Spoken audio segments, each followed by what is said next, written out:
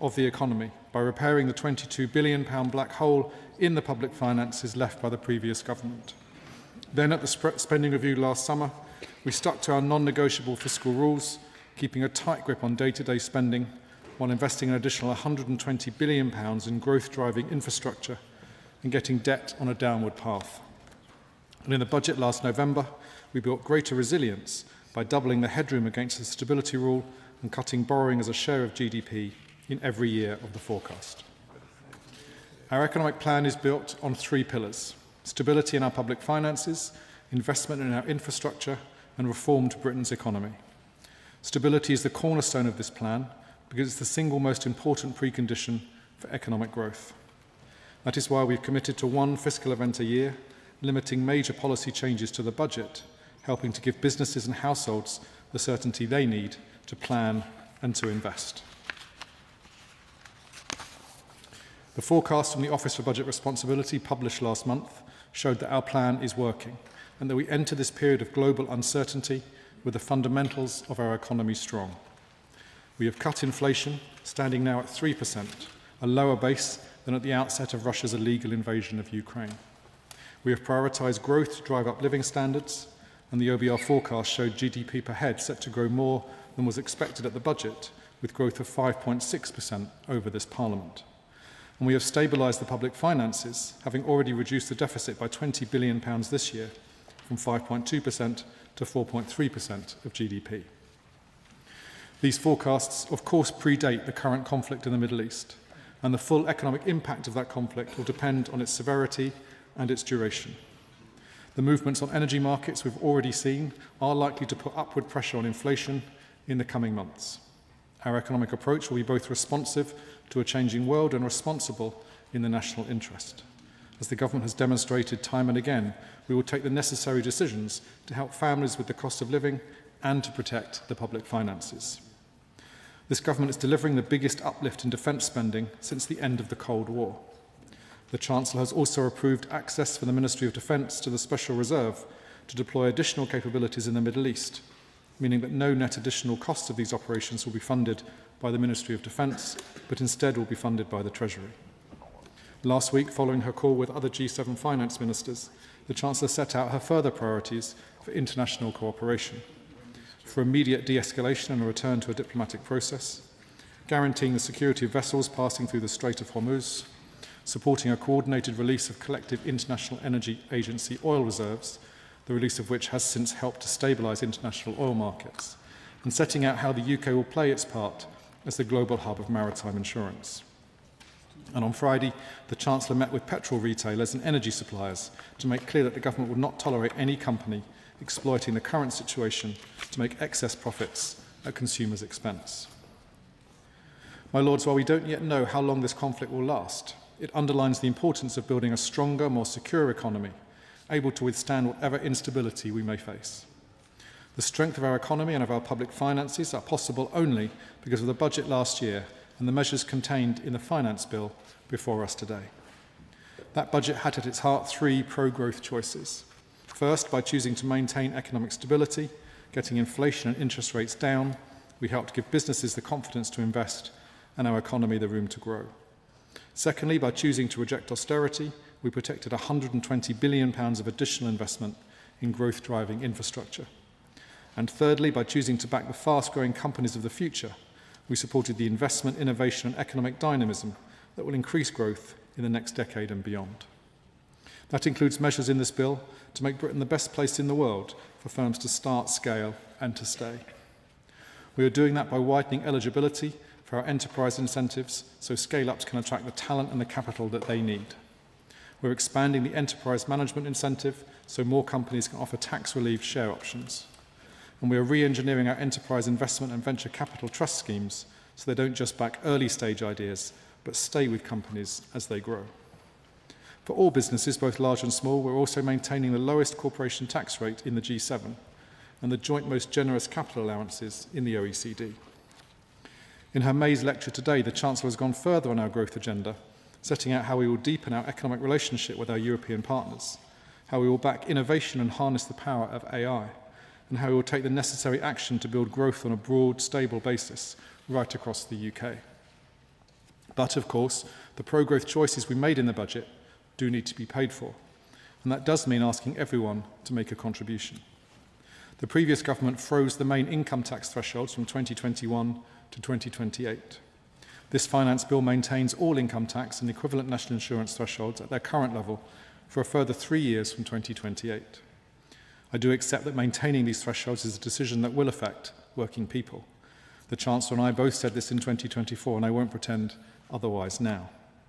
But while we are asking everyone to make a contribution, we're keeping that contribution as low as possible through reforms to our tax system to make it fairer and to ensure the wealthiest contribute the most.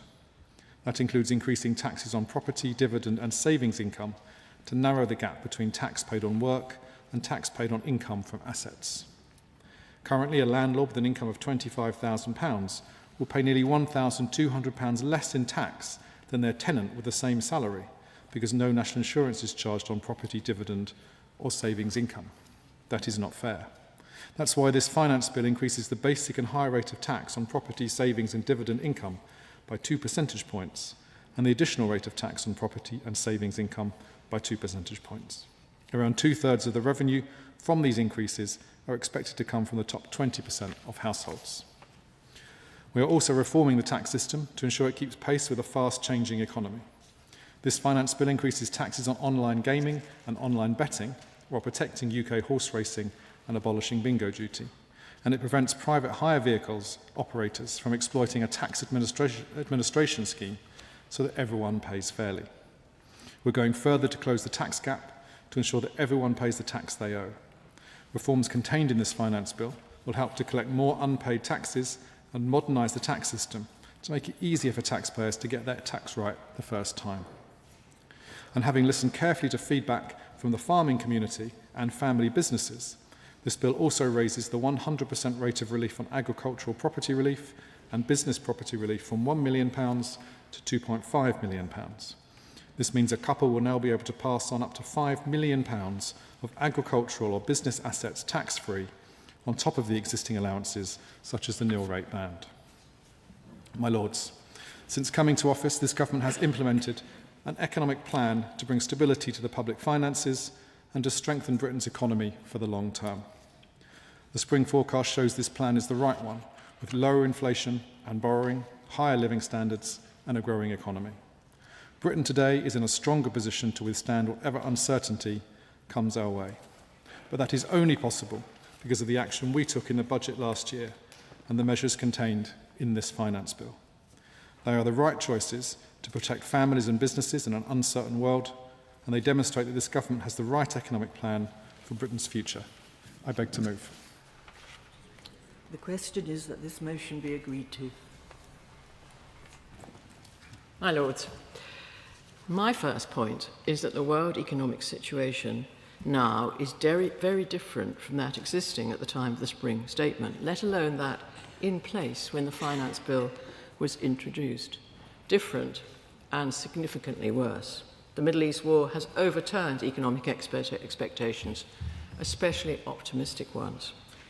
A major factor of this deterioration is, of course, increased oil and gas prices, which are an inevitable consequence of political instability in the Middle East. This exacerbates the unfortunate effects of the government's own policies, which all agree have led to the highest fuel prices in the developed world. The resulting inflation, already mentioned by the Minister, adds to the elevated levels we've already experienced during the Chancellor's time in office. And that, in turn, risks pushing interest rates higher, meaning rising mortgage costs for homeowners and greater pressure on household finances. Investors are now pricing in a 70% chance that the Bank of England will increase rates by 1/4 point before the end of the year, having previously expected 2 quarter-point cuts this year. Unfortunately, gilt yields have jumped here by more than any other G7 country. Public finances are already under severe strain. Borrowing is running higher than forecast when the government took office, and the country is now spending well over £100 billion a year simply servicing debt. Since this government came into office, gilt yields are up, growth is down, inflation is up, unemployment is up, debt is up, and the UK goes into this potential energy crisis, already facing some of the highest energy prices in the world. It is extraordinary that Mr. Ed Miliband, at a time when we face some of the greatest fuel insecurity in modern history, is content for the country to rely on oil from the Middle East, but is against investing in the oil and gas from our North Sea. This, my lords, is a very serious moment. When the global outlook darkens, our domestic economic resilience matters more than ever. Yet the government's stewardship of the economy has left the country more exposed to shocks like this. And when that happens, it is ordinary taxpayers who end up paying the price. A lot has been said about the government's level of preparedness on the military front. But what is also true is that they were poorly prepared on an economic front. The economy that has developed under this government and this Chancellor is profoundly precarious, and we are finding ourselves at the mercy of events. I mean, the Noble Lord the Minister has again waxed lyrical about the legacy of the last government. There were things we did wrong, notably on immigration, but I would remind the House that we had to cope with the legacy of the financial crisis, COVID, and the Ukraine war, but we still delivered low inflation and an economy that was growing. And we now have a new Conservative leader with a refreshing determination to change things. So I turn to the Spring Statement. This was largely a non-event. Once the rhetoric, feeble rhetoric at that, is stripped away, it's difficult to identify any clear substance in what the Chancellor had to say. There were a few fairy tales, such as the Chancellor's willingness to blame everyone else, from Trump to Putin, for the state of our economy, when the last time I checked, she herself is the minister responsible. And looking at the statistics, unemployment is rising sharply, hitting a staggering 7.6% in the capital, including a 9-year high for young Londoners. Youth unemployment in London is above that for the Eurozone because of massively tightened employment regulations and much reduced economic incentives to employ them through changes to NICs and the minimum wage. Yesterday's youth jobs grant is a drop in the ocean and a poor attempt by the government to cover up the immense harm they've done to employment in this country since assuming office. Meanwhile, the OBR have predicted that the government will spend £333 billion on welfare this year, 10.9% of GDP, and by 2030 to 31, it's forecast at £407 billion, 11.7% of GDP. Working people will be asked to pay ever more in tax to fund the government's failure to get people back to work. Above all, the OBR has downgraded its forecast for growth from 1.4% to just 1.1%, which in truth amounts to growth that is barely there at all. And when elected, the Prime Minister and the Chancellor talked endlessly about growth as their prime objective, promising planning reform, speedy infrastructure investment, world-leading AI, and a skills revolution. All good things which I supported. But the delivery has been abysmal. Now they've almost stopped talking about growth in favour of vain efforts to subsidise the cost of living. And history tells us that subsidies do not constitute a viable long-term strategy. Indeed, the OBR warns that inflation is expected to rise again, bringing with it the real prospect of higher mortgage rates and higher borrowing costs for the government. The reality for working people is stark. Wages are being eroded by rising prices, while taxes continue to climb.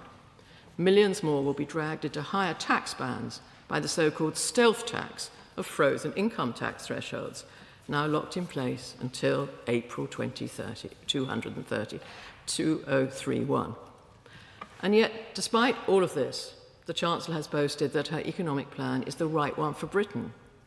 I really doubt if anyone believes that. My lords, what Britain needs is growth, jobs and investment. What the Chancellor has delivered is rising unemployment, ever-expanding welfare and a flatlining economy. The failure to tackle welfare reform is particularly worrying when we need to fund extra defence spending to protect ourselves and our citizens in an increasingly dangerous world. As it is, we are not yet on the path to prosperity. I now turn to the Finance Bill. And first, perhaps the Minister could kindly confirm that the fuel duty increase of 5p provided for in the bill is being delayed.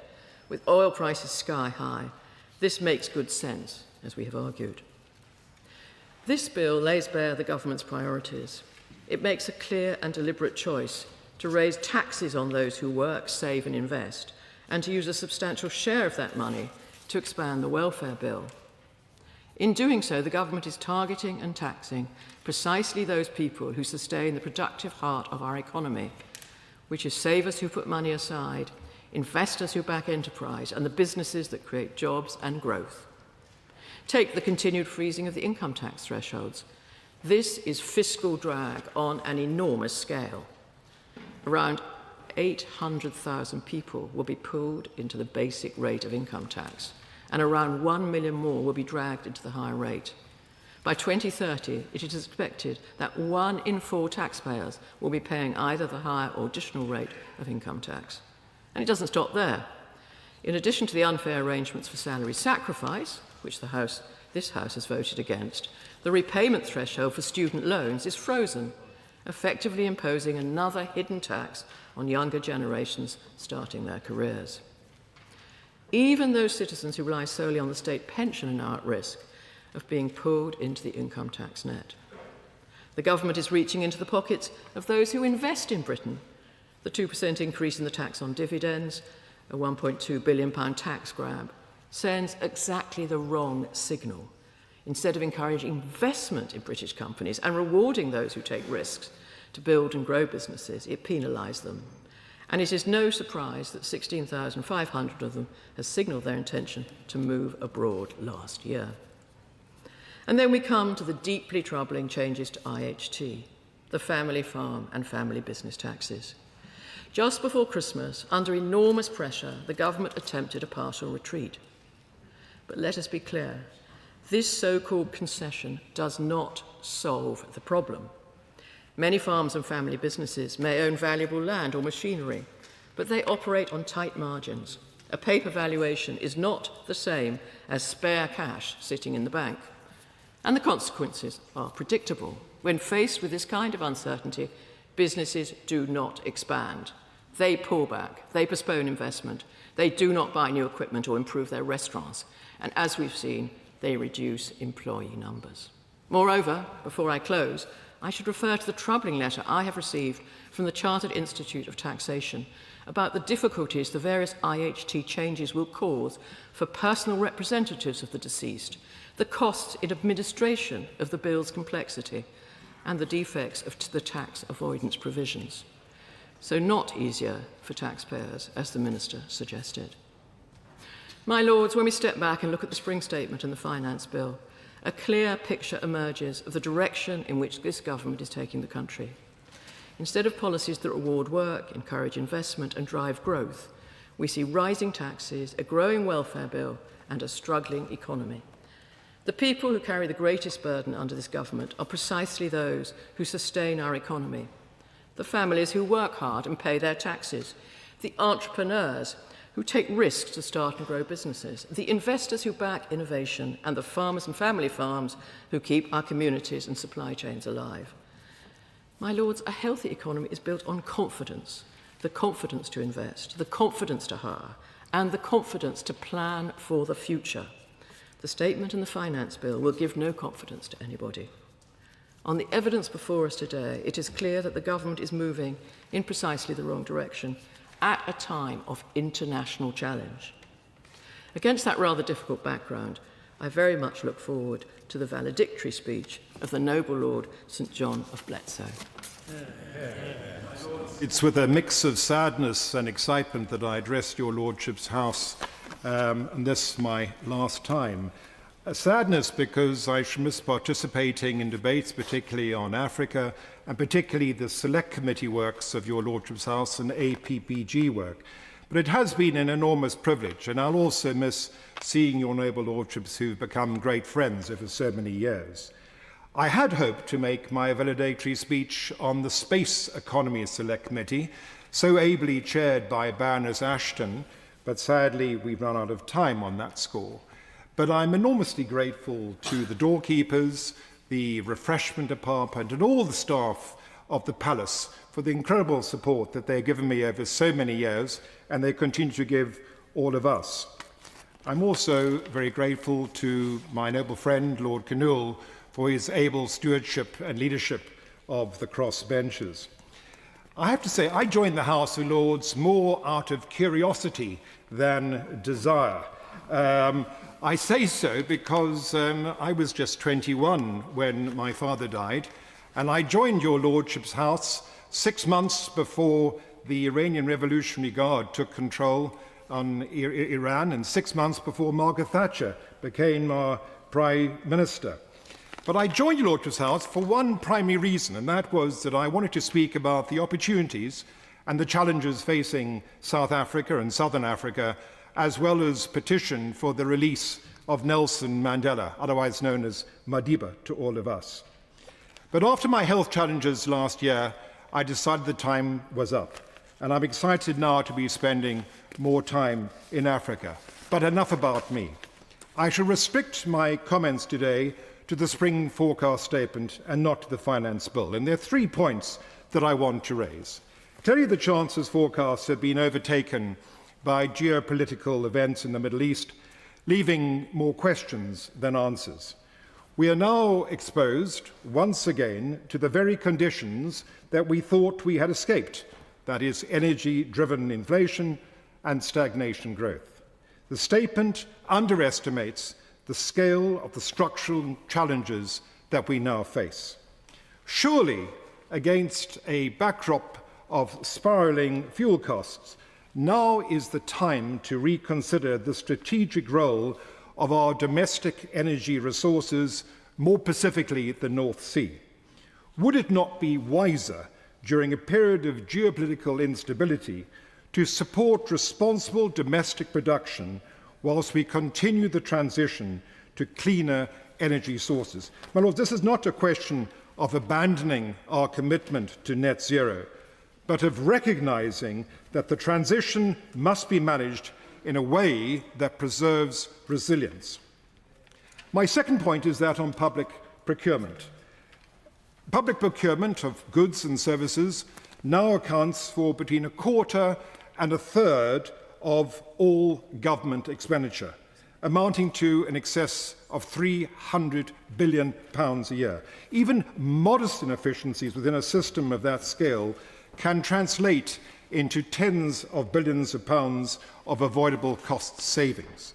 My Lords, at a time of constrained fiscal headroom, it is essential that we focus not only on what the government spends, but on how effectively it spends it.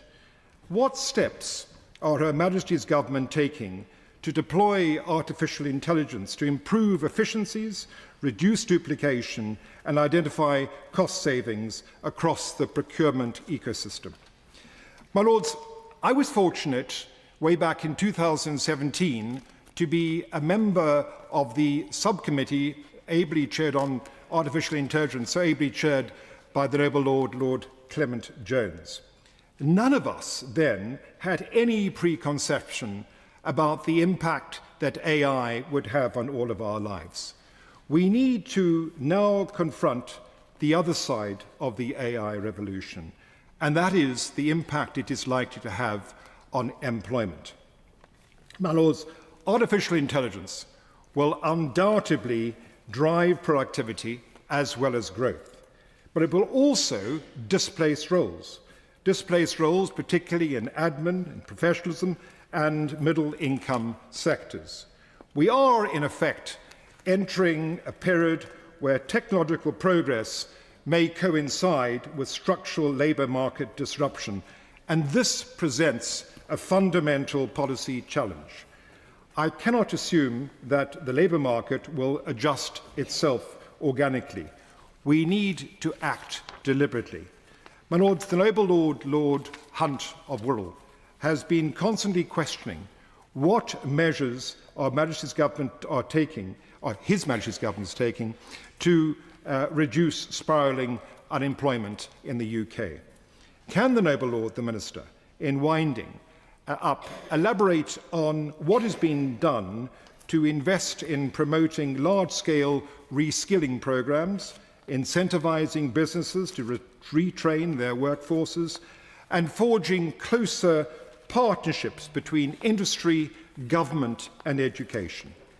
If we fail to do so, we risk creating a two-speed economy, where opportunity expands for some, but contracts for many. In conclusion, my lords, the Chancellor's spring forecast reflected a world of gradual recovery and relative stability. But the world that we now face is far more volatile, more uncertain, and more complex. This demands a shift in thinking. In closing, in the Xhosa words in South Africa, Inkosi Kakhulu Salagashli, which means thank you very much, goodbye.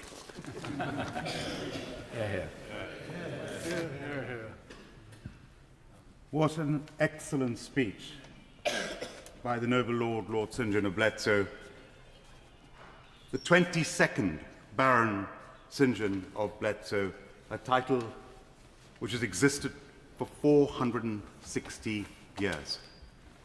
My lords, I declare my interest. In the nearly 20 years I've been privileged to be a member of this House, Anthony St. John is my best friend in this House.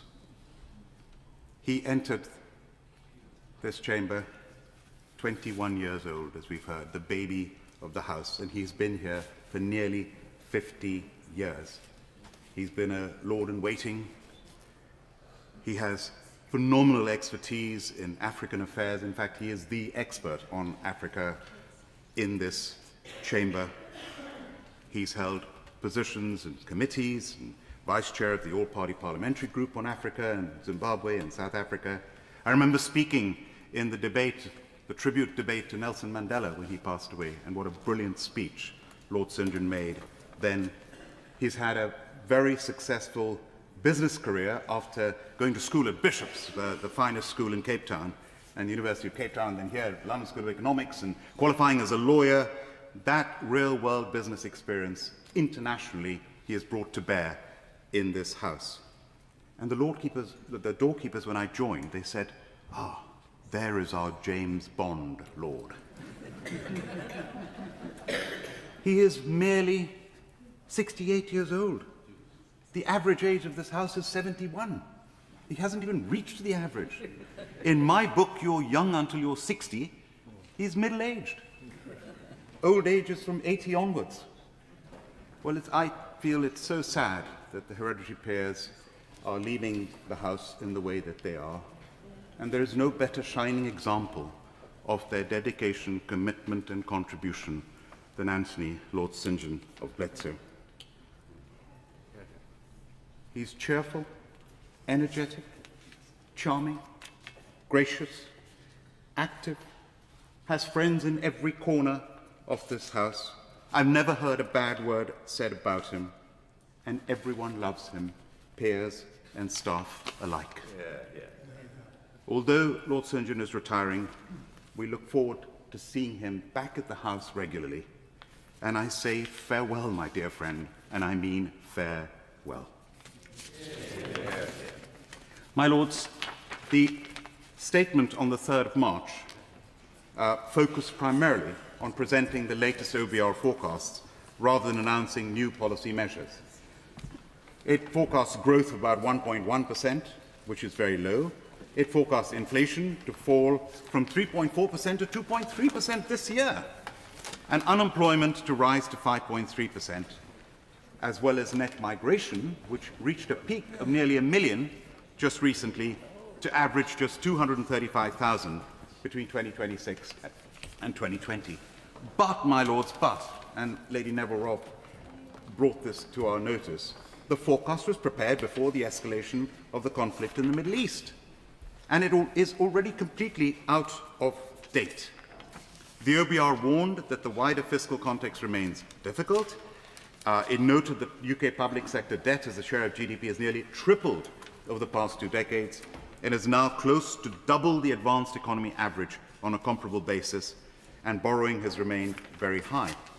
And the Chancellor referred to the growing uncertainty generated by the events in the Middle East, arguing that in times of international volatility, the government should prioritise economic stability, infrastructure investment and resilience to external shocks. But, my lords, Reuters has reported that economists expect instability. Investors argue that global geopolitical tensions and surges in energy prices are going to have a dramatic effect on the state of the UK economy. Business groups have said that higher taxes and rising operating costs have discouraged firms from hiring, and financial markets have reacted cautiously. Government bond yields have continued to rise, and investors fear that sustained increases in gas prices could prevent the Bank of England from cutting interest rates this year. And in addition, motoring groups are calling on the government to reverse its planned end of the freezing of the fuel duty in September because of rising oil prices. 10-year gilt yields have risen to over 4.5%. And on top of this, we have nearly 1 million people, the NEETs, neither in education, employment or training. I chair the International Chamber of Commerce in the UK, and the British Chambers of Commerce have called for more decisive policy action to stimulate investment and growth. I was president of the CBI, the Confederation of British Industry. The CBI has said the government still needs to do more to reduce the cost of doing business, including tackling delays in planning consents, skills approvals, grid connections, and access to innovation. My lords, Noble Lord St. John mentioned this. To shut down at this time oil and gas supplies that are sitting there, that belong to us when we need them desperately now, surely the Minister agrees that we now need that more than ever. This is a transition, as Lord St. John said, to net zero. We need to live that transition. It's not an on-off switch. The welfare bill is now well over $300 billion. The National Health and Social Care Bill is approaching $200 billion. And our debt to GDP is 100% of GDP, almost. After the Second World War, it had gone up to 250%. It took from 1945 to 1963 to bring it down to 100%, which is where we're back up to now. And then we have a situation where there are 9 million people of working age who are not working. We have the record number of people signed off sick, with doctors signing patients off without even having assessments. Does the Noble Lord the Minister agree that we need to do something and encourage people back to work? And then there's the sad impression, which really annoys me when I travel abroad, where people say, oh, the crime in London, people have their watches stolen, their mobile phones stolen. We don't feel safe in London anymore. And that is wrong. This is the greatest of the world's great cities. People should feel safe over here. And our risk premium is now, we're splurging more on interest than on defence and policing combined. We pay a higher risk premium than Germany, Holland, Spain, Sweden, Ireland, Belgium, and other countries. And then we had austerity after the financial crisis in 2010. That didn't work. And then we had over £400 billion spent when Rishi Sunak was Chancellor during COVID. And on top of that, we've got this huge pensions commitment. The public sector pensions alone are 1.4 trillion. So we all agree we've got one of the most generous welfare states in the world, but that welfare is meant to be a safety net. And the Chancellor now does seem to recognise that the increase in minimum wages have harmed prospects for young people. I'm all for people being paid more, but can businesses afford it, including the hospitality sector? Employers are still being burdened with additional costs through increased taxes and more regulation, including employers' national insurance, and we need to bring spending under control. My lords, we need to focus on nuclear. We need to look at the small modular reactors. We need to look at fusion on top of renewables. And as Noble Lord St. John said, AI, the threat and opportunity of AI, and as he very correctly said, the focus on skills and industry and education working together. The reality is that lower net migration in economic terms will pose a medium-term risk to public finances, especially with the conflict going on around the world. And we need to have an industrial strategy that is going to address what is going on. My lords, I conclude. We've got borrowing costs that are really high. We've got a war going on in Iran. We've got oil prices hitting over $100 a barrel and forecast to go even higher. And we've got inflation that is not going to go down, but is going up. We've had so many inflationary spikes in the past 5 years, and that also has a threat of wage price spiral. So, my lords, we need to have an economy that grows, and sadly, the last growth figures were flat. The last quarter was 0.01%.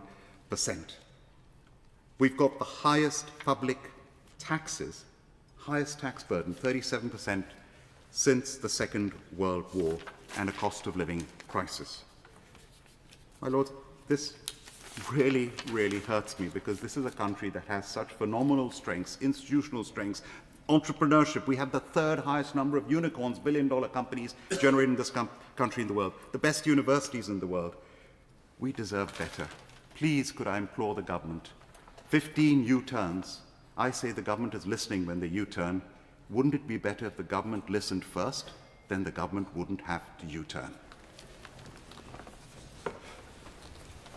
My Lords, I'd like to echo Lord Billimoria's tribute to Lord St. John of Bletsoe, and I'd like to pay tribute to his wonderful public service to this House over many years. This year, I had the great privilege of chairing a select committee for the first time, the Finance Bill subcommittee, which examined the measures in this finance bill relating to inheritance tax on pensions and agricultural and business property reliefs. We worked quite hard. We heard evidence from 33 witnesses and accepted nearly 200 written submissions. And I'd like to thank the fellow members of that committee, one of whom is sitting on the front bench opposite, the person of Lord Altrincham, but I'd particularly like to thank Lord Lee of Hurley, who isn't in his place, but who I thought brought up lots of questions that I don't think the rest of us might have thought of. While we're pleased to see that the government has made changes to its initial proposals on inheritance tax, our report raised significant concerns about how these measures would work in practice for personal representatives, businesses and farms. And a particular concern is that about personal representatives as a result of unused pension funds for the first time being brought into the scope of inheritance tax. The government told us that this would be just an extension of what personal representatives have to do when people die. However, we heard that the reality will be very different. Pensions simply don't fit well in the framework of inheritance tax. There's contradictory timelines, imperfect information, conflicting responsibilities. All this puts personal representatives in a very difficult position, and even the most diligent of them risk being charged high interest late payments by HMRC for not getting the stuff done on time. Worse, I think it is the case that many people are unaware that these changes are coming, and it's going to hit them hard at a time for many of great personal grief. For agricultural and business property relief, we raised concerns that family businesses and farms will face significant administrative burdens, especially when valuing their estates. And many, of course, of these witnesses of these businesses, as our witnesses explained to us, tend to be asset-rich and cash-poor.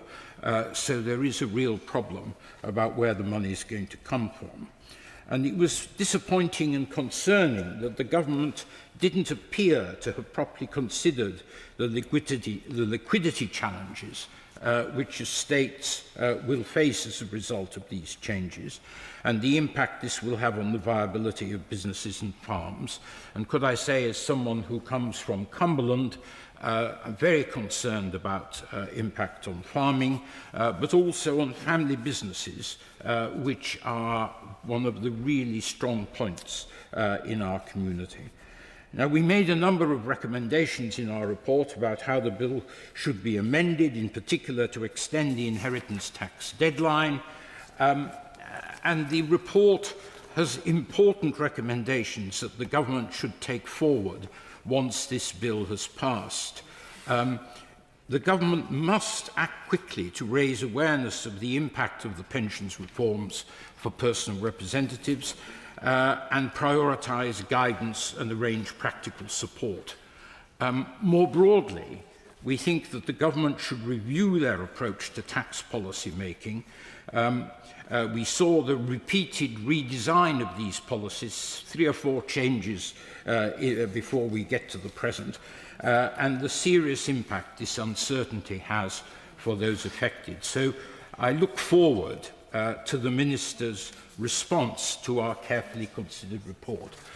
Now, personally, I'd like to make clear that I think that wealth should be taxed more strongly than it has been, and that in fact we've seen in the last 15 years great growth in wealth at a time when most people's wages have been pretty stagnant. The question is how you do it properly. I think the best way for the government, and they have started down this road, is to think about how we tax property more efficiently than we have done in the past, and welcome the measures on the taxing of wealthy property. But this, if it was extended, would give us the opportunity to get rid of or mitigate the very high levels of stamp duty which are economically efficient in terms of deterring people from moving house. We've also, I think, and I'm speaking this side of the House as on the left of politics, got to be careful that in taxing wealth, we do not discourage enterprise. And this is very, very important if we're going to get the economic growth we need. We have to have a society where entrepreneurs can make themselves wealthy. I know a lot of people always say, oh, the pity is that in Germany we don't have the Mittelstand, and it is a great pity that we don't have that range of companies which are family-owned, where people are committed to the owners of those companies. But the truth is also in Germany that many of the families that own Mittelstand companies are extremely wealthy, and therefore there is a balance that has to be struck between taxing wealth and promoting enterprise, and we should always remember that. My Lords, I join with others in saying how sad it is to say goodbye to Lord St John of Bletsoe. He will be much missed, particularly for his contributions on Africa and the Global South, and also for his contributions to debate, as his powerful speech showed today. It was quite excellent. My Lords, I want to concentrate my remarks on the spring statement. Apparently, the Chancellor wanted this to be a low-key announcement. She needn't have worried. It scarcely qualified as an event. For once, there were no leaks, as there was nothing to leak. Not that I disagree with the Chancellor's decision that there should only be one fiscal event a year. But listening to the statement, as I did, if one closed one's eyes, it was like listening to a party political broadcast in the House. The Chancellor listed ending the two-child benefit cap as one of the government's great achievements, forgetting that she was particularly enthusiastic herself about the government's initial policy of refusing to abolish it.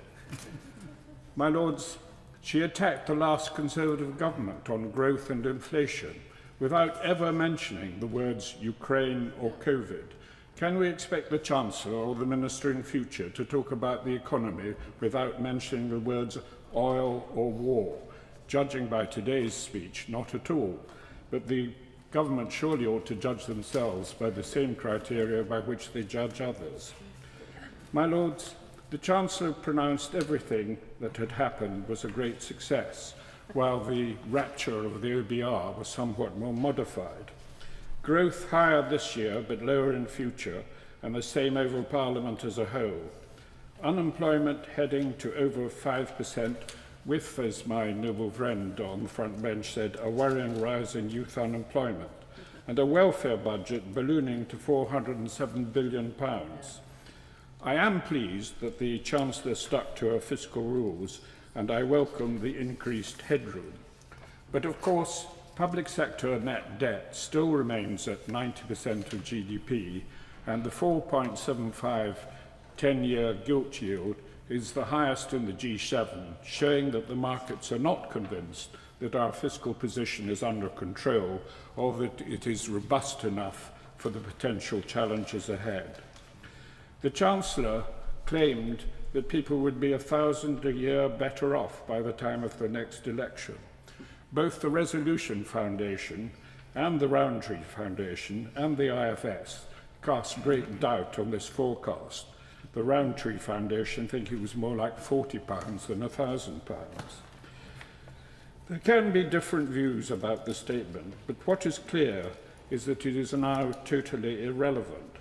No one knows how long the conflict will last, as the Minister said. President Trump has said that it will be short. Qatar's energy minister, who presumably knows a thing or two, warned that the Middle East crisis could bring down the economies of the world. He predicted all exporters in the Gulf will have to call force majeure, and European nations will feel significant pain as Asian buyers will bid them for whatever gas becomes available. If prolonged, obviously the crisis will bring higher inflation, higher interest rates, rising unemployment, and even lower growth. The Chancellor has indicated that when the price cap expires in June, she wants to protect families, or is open to doing it, and she has said on a targeted basis. I agree with her that rather than doing something across the board, if it is necessary, it would be far better to target help where it is most needed. But where to draw the line is not easy, as the Chancellor herself found out when she tried to strip millions of people of their winter fuel payments. But today, households are in a far weaker position than in 2022. Then the total amount owed in unpaid debt to energy companies was just over £2 billion. Today it's around £5 billion and expected to reach £7 billion by the end of this year. The reality is that middle-income households now also struggle to pay their bills. That is the new normal. The government needs, as Lord Bilimoria said, to end its war on the North Sea. If Britain is serious about energy security, we should use more resources from the North Sea, as is compatible with other policies. As President Trump pointed out, it makes little sense for the UK to be importing gas through pipelines from Norway, extracting fossil fuels from the very same North Sea gas which falls inside British waters. My Lords, according to the OBR, the tax burden is forecast to reach 38.5% of GDP by the end of the decade, up from 36.3% this year and higher than the record burden in 1948. With fiscal drag, millions of taxpayers are dragged towards painful cliff edges in the tax system. Families get pay increases, or perhaps they turn down their pay increases because they leave them worse off. David Miles of the OBR said that both the extent and the design of additional taxes matters. I quote, "Tax increases that increase marginal rates are likely to act as a disincentive. We are in uncharted territory with the level of taxes. Taxes are now 5% higher than before COVID. It would be a bold person to be confident that this will not hit even the modest growth rates forecast in the statement. Alarming as all that is, the IFS has forecast that the Chancellor may be forced to put up taxes even further. Higher inflation will increase welfare spending and the funding cost to government, forcing the Chancellor to find new measures to balance the books. If this happens, stagflation will stalk the land. My Lords, for all the bluster and boasting, alas, we are far from being in the best position to weather the storm ahead.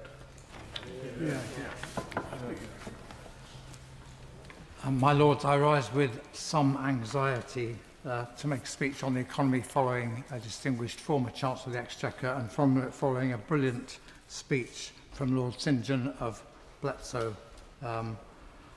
But nevertheless, I want to try and bring a note of optimism into our deliberations, because optimism itself may be part of the solution of the challenges that lie ahead.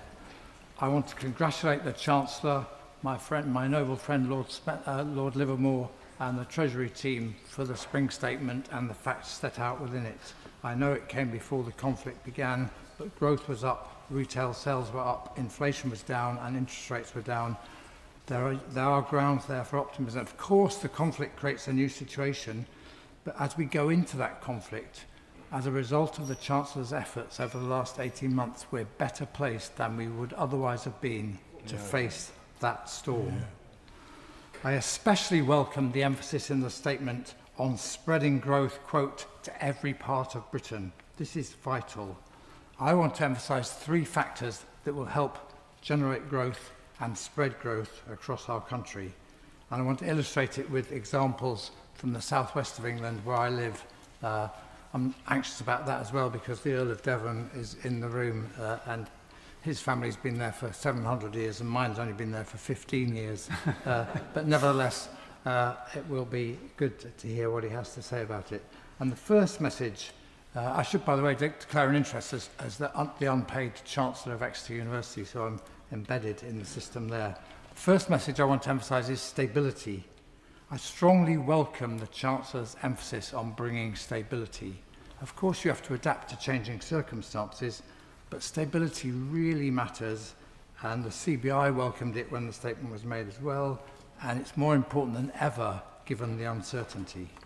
Obviously, we can't control global events, but we can control how we respond, and we can control how we act within these shores. Let me give you an example from the southwest.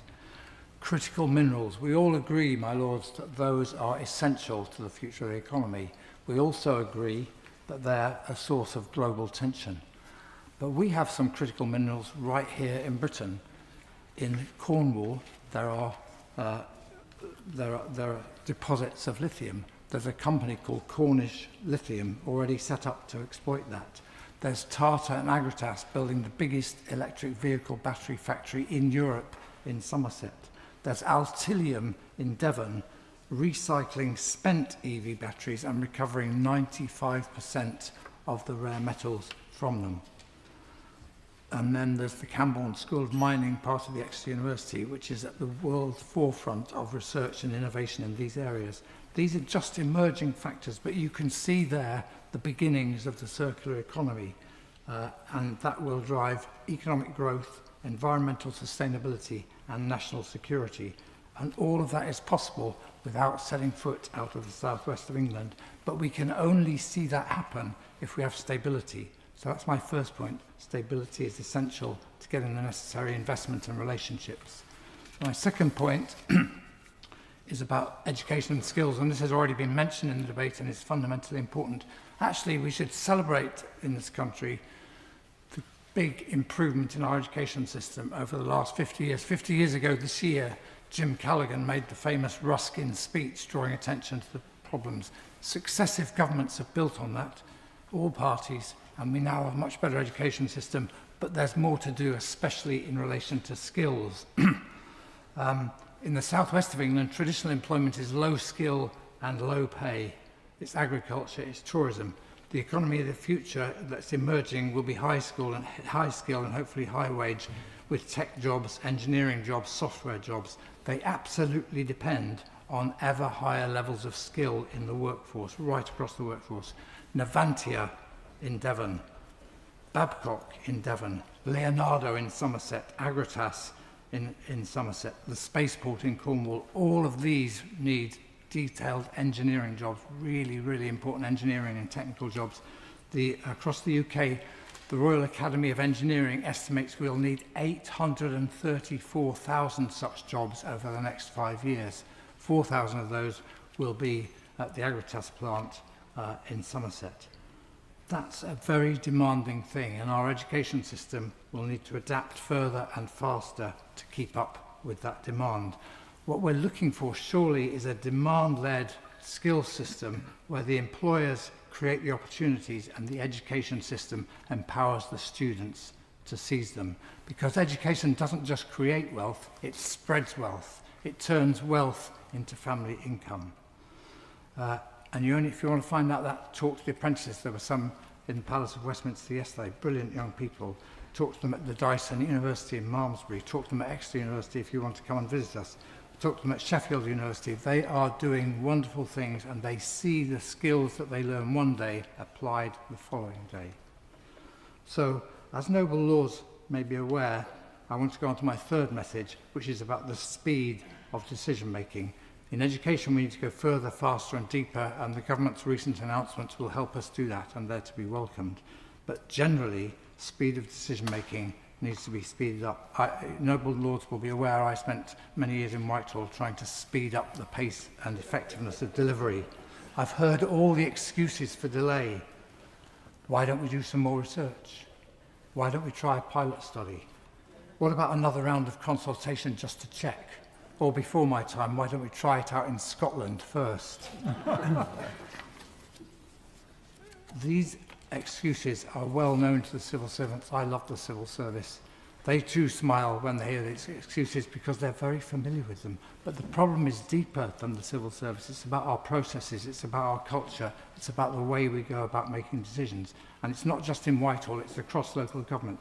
We need to shift the default in government across the country at every level, from delay to delivery, from process to outcome, and from talk to action. The government's completion in short order of 3 major trade deals actually is a good example that you can get things done rapidly that are very important to the future of the economy. But these things affect the Southwest in a very significant way. We have a number of fantastic small businesses like CMTG in Torrington. The last time Torrington was in the news for military purposes was when, in 1646, the Royalist arsenal blew up. But in Torrington now, they're developing the software for military helicopters. I could list a number of others. California has its Valley, Shoreditch has its roundabout, and Devon has its defence innovation ecosystem. All these companies depend on the quality and speed of decision-making at the MOD. To conclude, I was fortunate for several years to teach on a course at Harvard with the former Prime Minister of Mozambique, Luísa Diogo, a wonderful woman who died recently.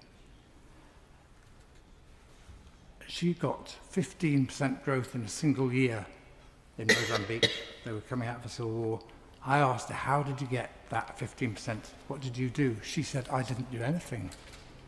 She said, the people of Mozambique generated that growth, especially the women.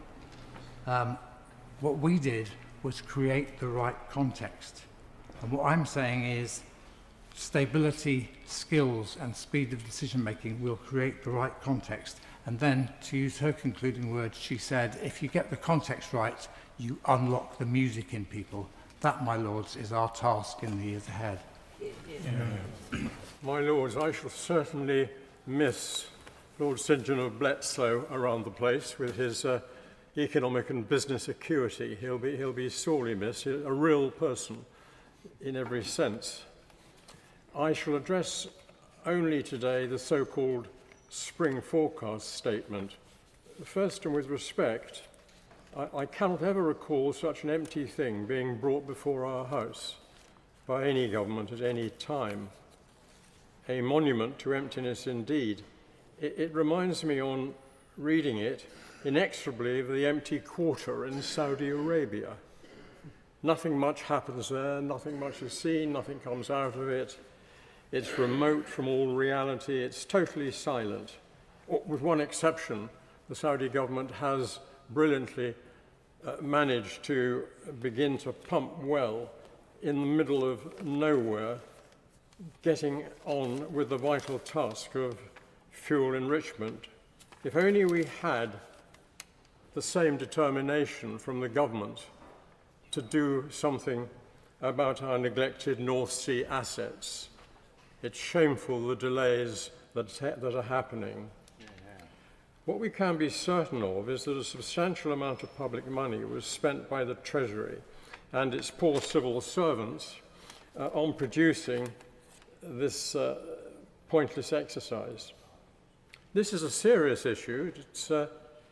So in the interests of transparency, I would like to ask the noble Lord Livermere, who is well known in the chamber for wanting to give the fullest possible answers, for maximum transparency and not ducking difficulties, just how much in real terms did it cost to produce? I wouldn't expect him to be able to answer that during his wind-up speech, which I look forward, but I would like him to pledge to give an answer in writing placed in the library.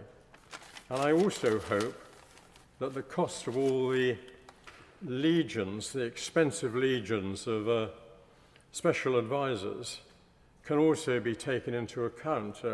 They failed to come up. I read it with great care anywhere in the speech with what in their dark jargon is called an announceable. The only one phrase in the actual statement that caught my eye was the claim, and I quote exactly, "We have a state that does not stand back but steps up." That was striking most of all as being a triumph of AI drafting. So please can we have the costs with no hiding behind claims, Minister, that answers can only be provided at disproportionate cost. We can't have everything redacted by this government.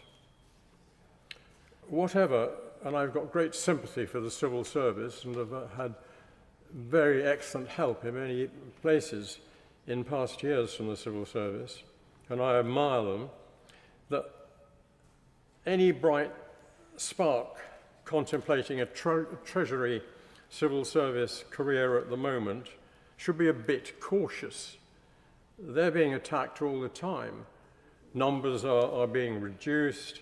They're being dismissed as categorized as part of an inefficient lot, rightly losing their jobs. That's those people thinking of coming in.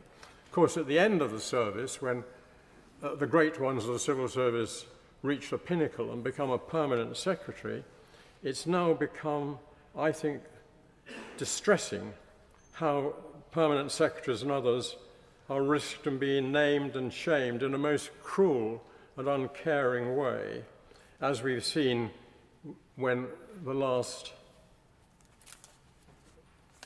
permanent secretary at the Cabinet Office, as he's found out. Secondly, and lastly, as we stare stagflation in the face, which I think we do, what, my lords, are all these expensively produced spring statement words going to help our economy? Consider our lamentable productivity.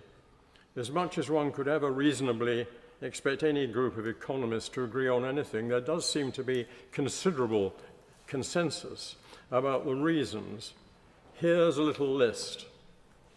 Our underinvestment, which is a national disease, our lagging R&D spend, our escalating labour market horrors due to the spiralling alleged sickness that we seem to be suffering more and more from. And then there's stamp duty issues getting in the way of people wanting to move house to get work, or indeed our poor transport system, working against the necessary connectivity to get people to work or arrive on time, increasing cost. One only has to ask the poor would-be traveller, and here I declare a regional interest, would-be travellers on South Western Railway, which is a true legend in its own timetable for lateness. So regrettably, in the last year or so, although I want to travel by rail for environmental and other reasons, my wife and I commute each week by car, which is not what I want to do, but this is something which the government is not helping. So just why is the government doing so little? Whatever, it's worth noticing, which I do now, that all these reasons together seem to have led the UK having in 2025 the worst productivity growth in the G7. Nothing in the forecast about that.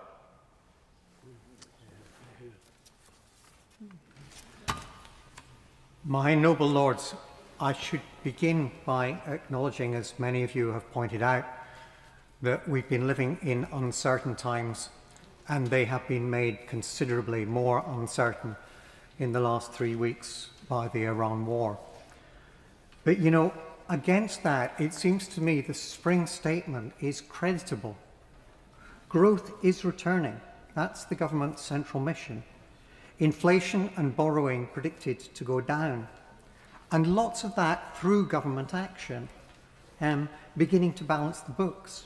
Trade deals, industrial policy, planning reform, creating new sources of finance, training, sensible investment and direct investment. And if I may be a little bit cheeky, it has led to a huge investment in the North Sea in offshore wind. But growth is not in the government's gift. Growth is not generated principally by governments. It's generated by people, and more particularly by businesses. I think that is what Lord Billamoria was drawing our attention to, and Baroness Neville Rolfe. And indeed, I think that was the point that Lord Barbour was making, talking about what was happening in Devon and what Louisa Jogo was saying about the releasing of the music in people in Mozambique. And it's for that reason that I would like today to address my remarks to the role of business. Some of the measures that this government have taken have been really tough on business. One in a particular is national insurance. But I haven't heard a business person who says that they don't want the government to balance the books. Similarly, we need good working conditions for people. It's them that the wealth comes from. And again, it's hard if you're a business person and your competitor can undercut you by abusing zero hours contracts. But it's tough if you're an employer and you have to pay for that. So we should take out off our hats to the businesses who are bearing this burden and who underpin our national prosperity. It's in a partnership with them that growth is going to be delivered. But how does business feel? Well, do you know, I was pretty encouraged by a recent interview with Andy Haldane. He's the former economist at the Bank of England and now new chair, Lord Billamory, of the British Chamber of Commerce, which I guess is part of the International Chamber of Commerce, taking over from Baroness Lane Fox. 46% of businesses, he said, were expecting to be growing this year from their survey, up from 35% last year. Businesses, he said, have a pipeline of very investable projects. So I talked to Andy about this a couple of weeks ago, and of course Iran was a big concern to him, but he was keen that business get on with it. Given the economic challenges we face, he said, this is a time for business to step up and lead, not lobby, demonstrating by deed what is needed to fire business dynamism, without which there will be no growth.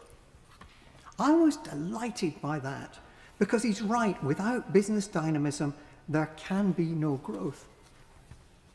As some of you know, my own background is in finance. By the way, it's a topic being debated greatly in the House. I have sat in since my introduction a couple of months ago on the report of the Financial Services Regulation Committee on how financial services regulators should encourage growth. This week we're debating the Pensions Bill, including provisions on how to get the UK pension funds to invest more domestically. So here's some good news. I was talking to the Chief Executive of the ICGN, the International Corporate Governance Network, Jen Sissons. The ICGN, of which I am a former director, represents those responsible for the stewardship and the shares the stewardship of shares and other securities. Over 50 trillion pounds of them. That is most of the world's large institutional investors. They were pointing out that international investors overweight the United Kingdom because of its accountable, honest, open capital markets, its history of stable, code-based corporate governance. These long-term investors are keen that the UK be proud of its position and to think about how they, the international stewardship community representing those big investments, could help our country engage business to grow and grow profitably. And what about the new group, the Governance for Growth Investor Campaign? £200 billion of British pension funds, 40% of which is already invested domestically, who again are eager to push for growth. I talked to their chair, Caroline Escott. Of course we invest significantly in Britain, she said, and want to continue to do so. It's for our returns, and it's also good for the beneficiaries of our fund, and again, keen to work with the government to see how best they can coordinate in what is a mission for the nation. My Lords, I started by noting that growth was the central mission of this government. I would finish by advocating that if growth is to be delivered, it needs to be a partnership, a national mission, particularly a mission for business. It needs to sing. And the more uncertain the times, the more important that partnership is going to be. And I know the government already has a strong outreach to the business community. This is something it cannot do enough of. And I am sure that I speak for many members of the House, maybe not just those in my own party, in saying that if we can help in the delivery of the growth mission, we will be more than happy to do so. Thank you. Here. My Lords, I enjoyed Lord St. John's speech, and I regret I've arrived in this place too late to hear more of his Lordship's wisdom, and I wish him every success with his new ventures. The OBR is set up to fail. I think the Treasury asks it to perform an impossible task. As someone who has in past jobs had to advise and comment on economic forecast models, the one piece of advice I would give is never have a spot forecast for something as difficult as a deficit or an inflation rate 5 years out. And to make sure the OBR fails, the government sets it the task of forecasting without allowing it to make any variations to policy. Now, we all know over a 5-year period there's going to be at least one general election, and sometimes governments get so unpopular that there can be a very major change of government with a change of policy. We also know that over a 5-year period, in this impatient world, prime ministers often get fed up with their chancellors, or parties often get fed up with their prime ministers, and so there can be changes of personnel and series of changes of policy from that as well. So it's a totally unrealistic assumption. So what has the OBR done with its problems this time? Well, the OBR tells us that inflation will be a very timely 2% in every year of the last 4 years of the forecast. I wish it was so, but I think it is unlikely. Experience says it is unlikely. The OBR says that the oil price will gently gyrate between $62 and $67 over the forecast period. Now, I know these are annual averages, so that reduces some of the volatile swings we're seeing. But again, I think that is a heroic or inaccurate forecast. I would myself suggest there will be considerably more volatility. And if we got an early end to the war and things developed more favourably, you could even end up with considerably lower oil prices. But in the meantime, obviously, we're all extremely nervous the war continues. There is more disruption of oil trade, and oil prices will stay very high. One of the things that I fear the forecast is right about is it says that our own production of gas will halve. And I fear it will under current policies, and I would add my voice to those who already eloquently said that we should stop all this self-harm and we should get our own gas out, more better paid jobs, a lot of extra tax revenue, and above all, less world CO2, which is the main preoccupation of the government. What's not to like? And the forecast also says that our oil production will be down by about a third. That too is subject to the same analysis, and it would be much more sensible for us to deliver our own oil. The worrying thing in the forecast that has already caused some alarm in this debate is that the OBR thinks that the cost of government borrowing is going to rise in every year of the forecast.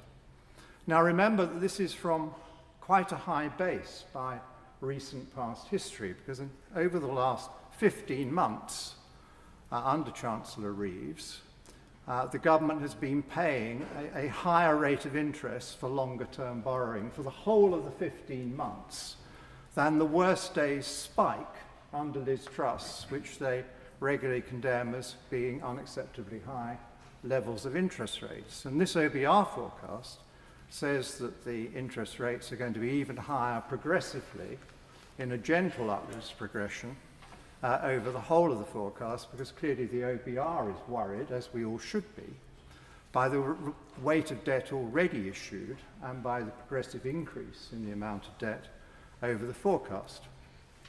Which brings me to my advice to the government. I think they should change the remit of the OBR to concentrate on years 1 and 2 of the forecast, where there's more chance of getting it right, and to amend their fiscal rules again. I know they're bringing it down from a 5-year fiscal forecast rule to a 3-year fiscal forecast rule, but many of the arguments against 5-year still apply to the 3-year. The number is invented and won't actually ever take place. Year 5 or year 3 never comes because it's a rolling forecast, so effectively there is no control over the deficit. What we need is a control over the deficit in years 1 and 2, which is real and biting, at least by moral shame, and preferably by government decision. And then I think they would find it easier to keep the interest rates under control.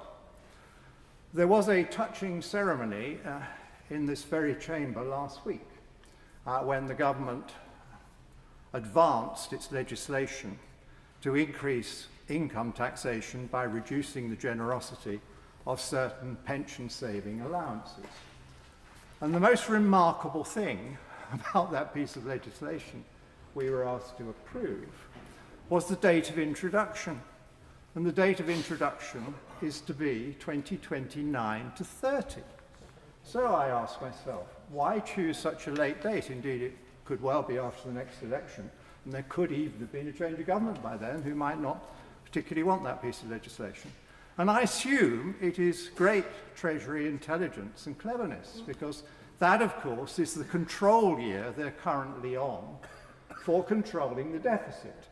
And so clever people in the Treasury invented a tax increase which actually has, according to the OBR, the magic property of a large increase in tax in year 1, and then it halves for all subsequent years. So you get the maximum deficit-breaking effect from putting that tax in year 5 of the forecast, probably neatly after the general election.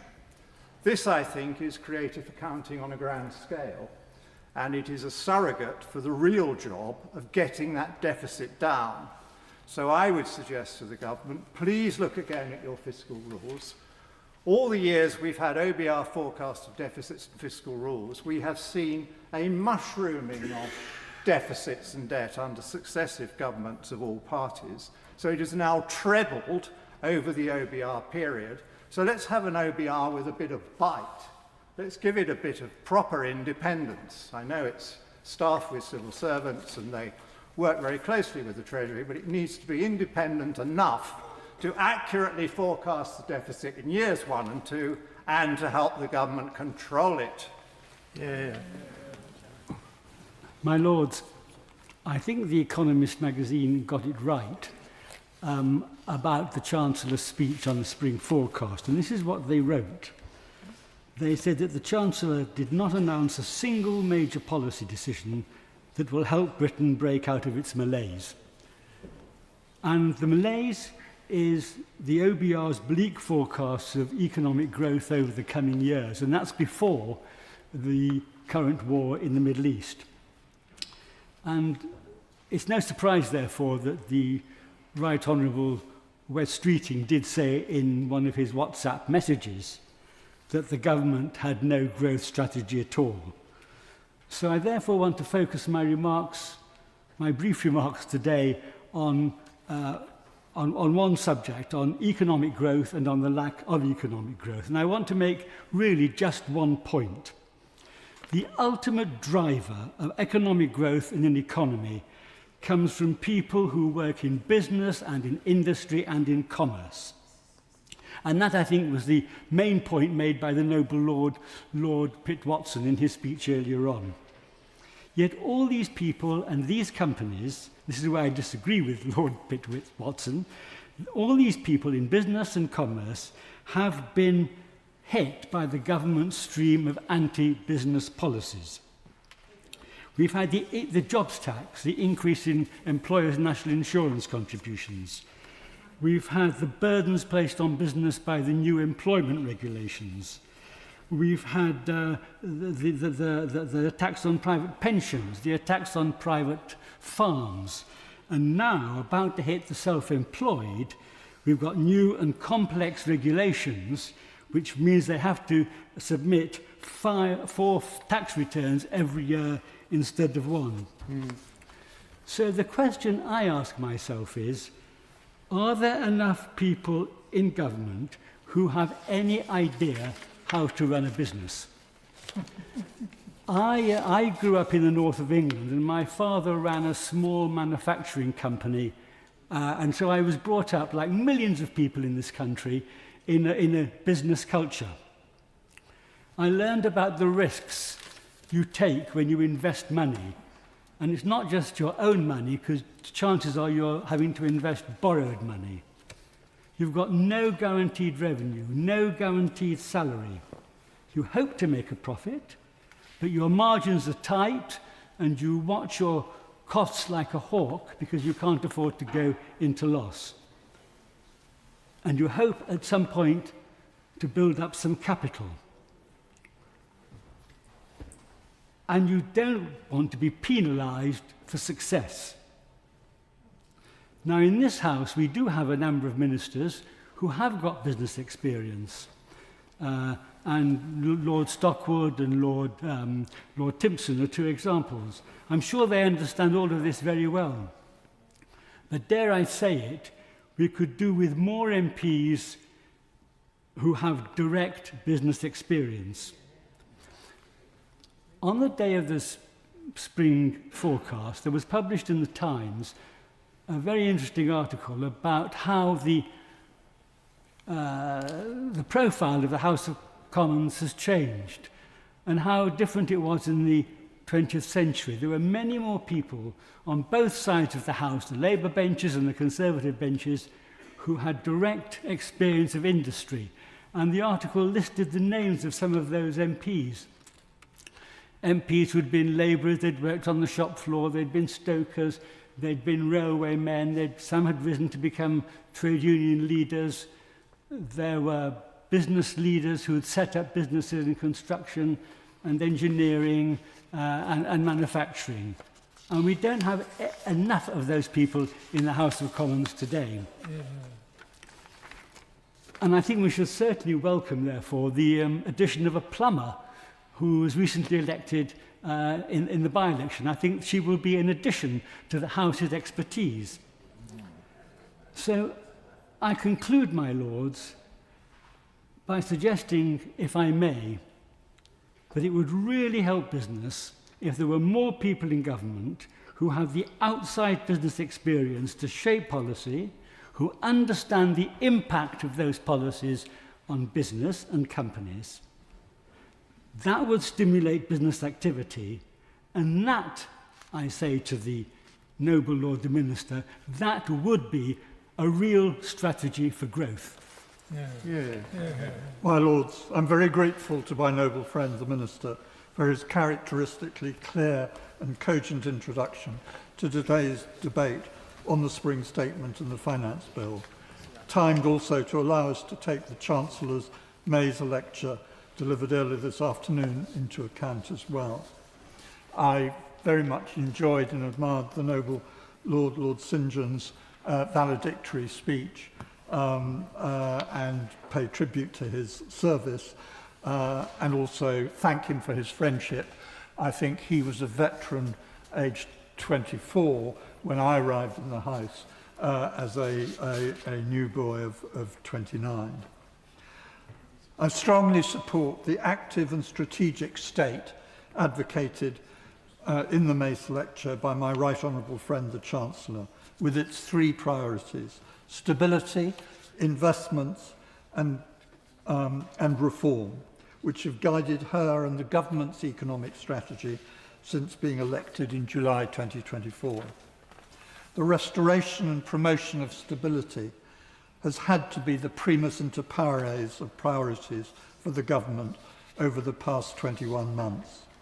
The legacy from the Conservatives' destructive time in office no longer needs enumerating in detail, but a toxic ABC combination of austerity, Brexit and concealment has presented a formidably challenging starting point from which to rebuild confidence and stability. Just as that task had been substantially achieved, the latest of a series of geopolitical shocks has posed new challenges. The attack on Iran by Israel and the US, and the indiscriminate response by Iran, creating a wider conflict in the Middle East, will inevitably impact the global economy, including the UK's. The government is right to be vigilant in calling out price gouging and profiteering in the energy and other sectors, as my noble friend has mentioned. The rise in gilt yields and consequent increase in government borrowing costs are unwelcome, but reflect the financial market's recognition in the US and Eurozone pretty much as in the UK of potential inflationary pressures and other risks. The Bank of England will face difficult decisions in relation to interest rates against this background, with increases in energy prices having both inflationary and potentially recessionary implications. I hope and believe the MPC will strike a wise balance in that context. As my noble friend the Minister said, if the government had not made the difficult decisions encapsulated in the Finance Bill which we are debating today, the UK economy would have been less resilient and less able to absorb this latest geopolitical shock, let alone the unprecedented continuing levels of uncertainty and unpredictability that characterise the current US administration. The government has, in parallel with its restoration of stability, planted the seeds to increase and stimulate investment. This has already begun to bear fruit. As my noble friend Lord Eatwell pointed out even before the budget statement last November, PwC are predicting and have confirmed since the spring statement a record increase of 13 billion in public investment in 2026-27, unlocked by the sensible, prudent changes by this government as to how capital investment is treated in the public accounts and the fiscal rules. The OBR applies a factor of 0.3 to the impact of public investment on private sector investment. So 13 billion should catalyse 4 billion of incremental private sector investment. But it acknowledges that the factor in some circumstances could be as high as 2 times. The quality of public investment is as important as quantity, with policy, governance and management all critical determinants of that. Can my noble friend the Minister say what the government is doing systematically to ensure that these are all pursued to the highest standards, so that both the direct return from public investment is maximised and the indirect return from the highest possible factor of private sector investment being catalysed? I'd like to end by picking up on one point from the Finance Bill. The introduction with effect from 2028 of the EVED tax band on the mileage of electric vehicles reflects a decision to balance the need to encourage the switching to EVs on the one hand with the need to replace revenues from fuel duty and ensure that drivers of EVs contribute fairly to the maintenance of the road infrastructure. I support the balance that is being struck in this case. Another stimulus for the switch to EVs are the highly concessionary levels of benefit in kind applied by HMRC to company car drivers of 3% of the on-the-road price of the car concerned, rising to 5% in 2027-28. This represents a huge tax saving for the drivers, with no cap on the price of the car to which the benefit in kind applies. By my calculation, a high-end driver of an EV may pay a tax rate that is as low as 5% on the true cost of that benefit.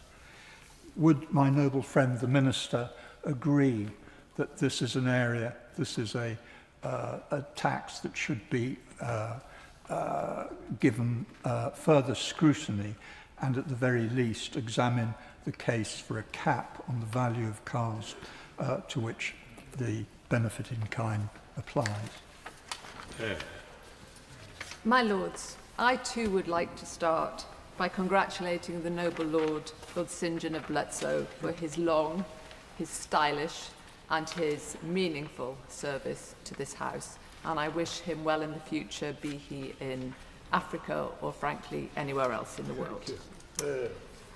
I stand before your Lordships as a member of the Finance Bill Subcommittee, ably chaired by the noble Lord Liddell in his subcommittee chairing debut.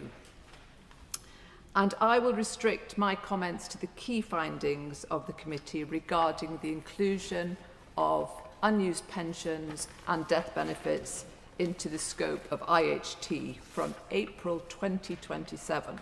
And that will make, as he has said, as the noble Lord has said, PRs personally liable for paying any tax due within 6 months of death or incur a 7.7% increase for interest with minimal exceptions. I will confine myself to the practical issues the bill raises, which in the words of one of the witnesses, Baroness Altman, speaking in her capacity as an independent pension expert, will create massive chaos and misery to so many people at a particularly difficult time of bereavement. Now, I recognise and I welcome the government's changes, but I do not believe they are remotely sufficient. My Lords, Adam Smith outlined 4 enduring canons of taxation, which I'll paraphrase as fairness, predictability, ease of payment, and cost efficiency. The current implementation plan fails each of these. Firstly, fairness. After listening to the concerns of the pension scheme administrators, the government shifted the burden of payment to PRs. not just professional PRs, but also lay PRs, often family members who will undertake the task at a grim time in their lives. Personal representatives will be required to contact the relevant PSAs for information to determine exactly what tax is due. And as today people retire with on average 8 to 10 pension schemes, the scale of the task is potentially enormous. In simple cases, 6 months may be achievable, should be achievable. But in complex cases where probate is delayed, which can take years, it simply is not, particularly when many PSAs will not disclose the information until after the probate is granted. That is a real catch-22. And often, personal representatives will not even have the control of the assets of the deceased, which makes it particularly difficult for them to pay on time. Indeed, charging interest to PRs for such late payments could fairly be regarded as a penalty for taking on the task. Turning to predictability and ease of payments, which I group together, many pension assets are illiquid. Their valuation is unlikely to be predictable or certain, given both their complexity and the valuation bottlenecks that must surely arise. For example, the current rules for defined contribution, DC, and defined benefit, DB schemes are both complex and inconsistent. It is possible that schemes with exactly the same financial outcome can lead to the IHT being payable on DC schemes, but not on DB schemes. And if you think about that, an unintended consequence of that could mean that people are actually discouraged from investing for their retirement through DC schemes, which is counter to policy and the desire of this and many other governments. In many cases, the PRs will need to recover payment from resistant beneficiaries who have already been paid. These beneficiaries might even come from previous relationships or families of the deceased. And you can imagine the strain that that will put on being able to make that payment within 6 months. Many witnesses believe the industry is not ready and that should the regulations only be laid out just before April next year, the unpreparedness is almost inevitable. Finally, cost effectiveness. The changes will materially increase admin costs, whether or not IHT is ultimately payable, as PRs are likely to require the support and guidance of advisors. The personal liability and the admin difficulties may well discourage even professional PRs from serving, leaving HMRC to administer even more states, substantially increasing government costs. The Investment and Saving Alliance described the proposal as like trying to hammer a square peg in a round hole.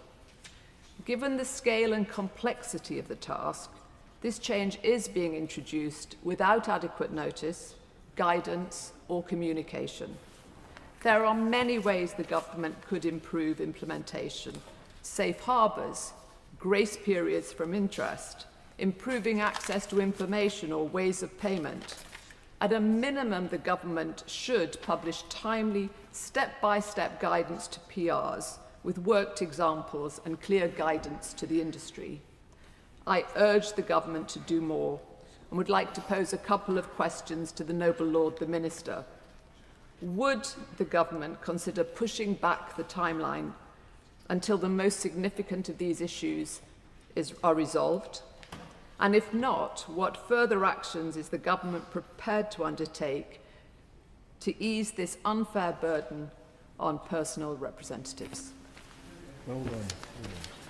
It's an honour to follow the noble Baroness Fairhead, and I speak Also, as a member of the Finance Bill Subcommittee of the Economic Affairs Committee, it's a lot of words on a business card, and it was a delight to be able to serve on this again, and I congratulate our chairman, the Noble Lord Liddell, on his excellent work and thank the staff and colleagues on the timely production of this report. Sadly, we won't get to debate this report separately, so I hope the Noble Lord the Minister might find some time to comment on some of our proposals today. We were very troubled by the reforms to inheritance tax. We can see that the burden which will be placed on personal representatives, as Baroness Fairhead set out, and I agree with every word she says, that will risk dissuading anyone from accepting this role. I know that I personally would be extremely reluctant to accept the job as personal representative, whereas in the past I had accepted it. Taxing pensions with IHT is, of course, retrospective tax, because people like me, and I declare an interest, save money into a pension on the understanding it would be outside of my estate. The government has reneged on that deal, and it's clear from this bill that they simply are only there to support those on direct benefit schemes, and those which is for the benefit of those who possibly have drafted this bill and all public sector employees, but not for those of us earning and saving from our own resources who have been hammered by this bill. The government has clearly not thought through the complexity of the interaction of BPR, APR and IHT on pensions, and as a result, many small family businesses and farmers face acute liquidity problems on the death of a family member in their business. We argued strongly for the government to extend the deadline for payment from 6 to 12 months, and it's not a big ask, and I would urge the Noble Lord the Minister to have a look at this again. Now, I want to raise one particular issue, which I hope the Noble Lord the Minister will not think is political, but it is not been discussed elsewhere, it has not been raised, and it is going to be a major problem. The proposed introduction of inheritance tax on unused DC pension funds on death will affect a demographic that is disproportionately female, particularly widows, single older women, lone parents, unpaid carers, disabled older women, early death survivors, and personal representatives. Now, I know there was an equality statement, but that was based solely on HMRC data, not ONS data. And I've had a look at the ONS data, and it's clear that there is going to be a massive impact on elder women from this.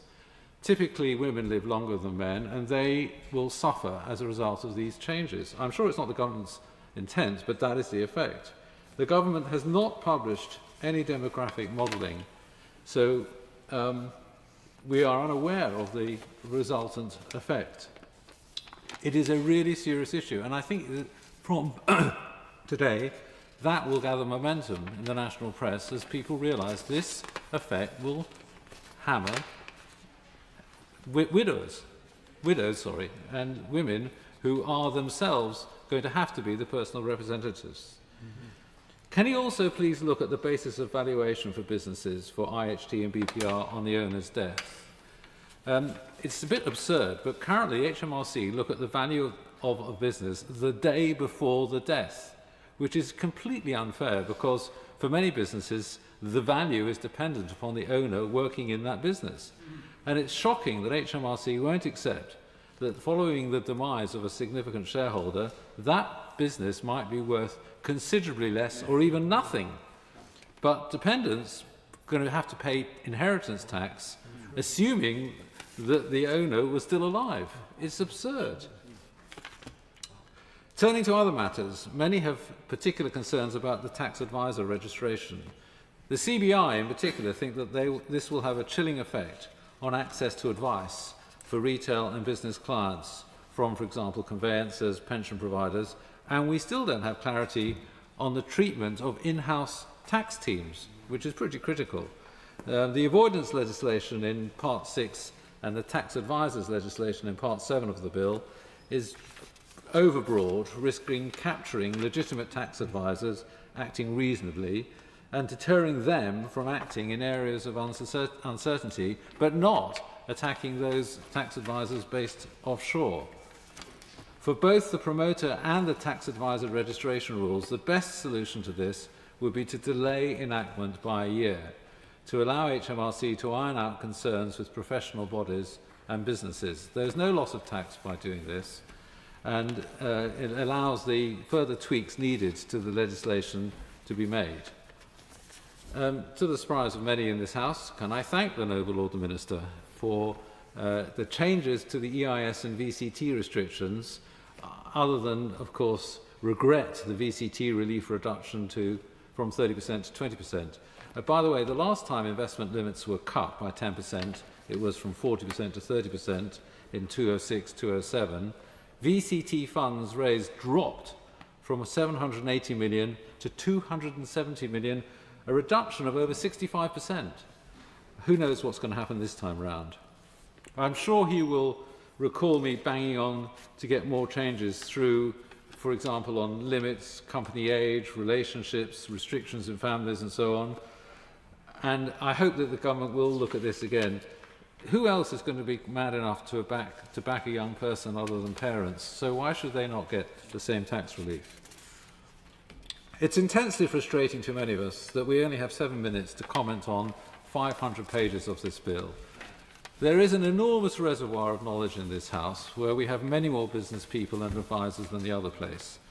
So it would be great to be invited to a round table sometime to throw out some real-world issues and solutions as we see them. In closing, can I bid a very fond farewell to the 22nd Baron Lord St. John of Bletsoe.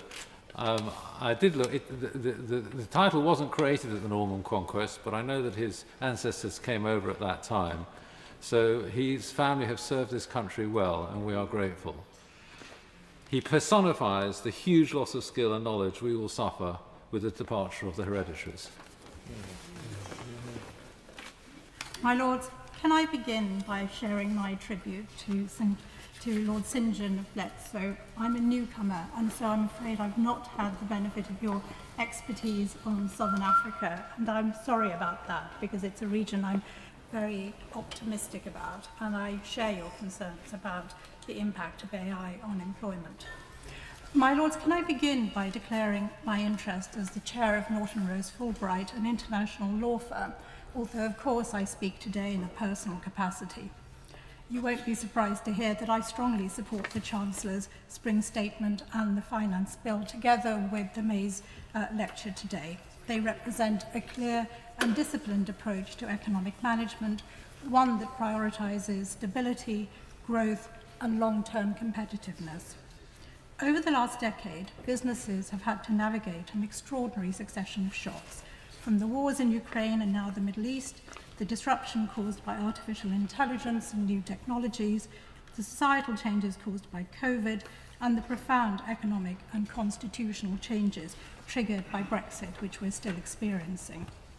In that environment, what globally mobile businesses value above all else is not short-term gimmicks or headline-grabbing announcements, but political stability combined with regulatory coherence and fiscal predictability. Regrettably, that is not what the United Kingdom consistently offered in the period after 2016. Multiple fiscal events each year and uncertainty over our long-term economic direction weakened confidence and made it harder for the UK to compete for investment. The damage to our reputation was real, particularly in financial and professional services, where confidence and continuity are paramount. That's why the Chancellor has been right not to make any new tax or spending announcements as part of the Spring Statement, and to ensure that there is only one fiscal event per year. The Spring Statement demonstrates that this government understands that credibility is not built through constant activity, but through consistency. The government's commitment to reducing borrowing, bringing down inflation, and improving living standards is essential. In an era of geopolitical volatility, including, as we speak, the conflict in the Middle East with its global economic consequences, it is important that the UK is seen as a safe harbour. Markets will tolerate short-term adjustments to forecasts, including those made by the Office for Budget Responsibility. provided the direction of travel is clear and the policy framework is stable. That is exactly what this government is now providing. In my own sector, international financial and professional services, the United Kingdom remains one of the world's preeminent centres. The sector contributes over 12% of our economic output and employs nearly 2.5 million people, with the majority of those jobs outside London. This is not a niche interest or a city concern alone. It is a national asset that underpins prosperity across the whole of the United Kingdom. At the heart of that success lies the City of London, which continues to evolve as a global hub for capital, expertise and innovation. The recent wave of mergers between leading US law firms and London-based international firms is a powerful vote of confidence in the UK's future as a centre for global business. Firms don't make those decisions lightly.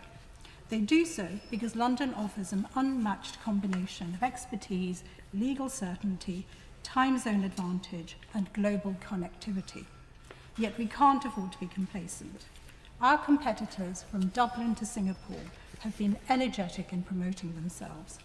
In the years following Brexit, the UK was not always seen as the obvious place to launch new products or expand new business lines. Left unchecked, that trend would lead to a gradual erosion of the city's position and ultimately to reduced revenues for the Exchequer and fewer high-quality jobs across the country.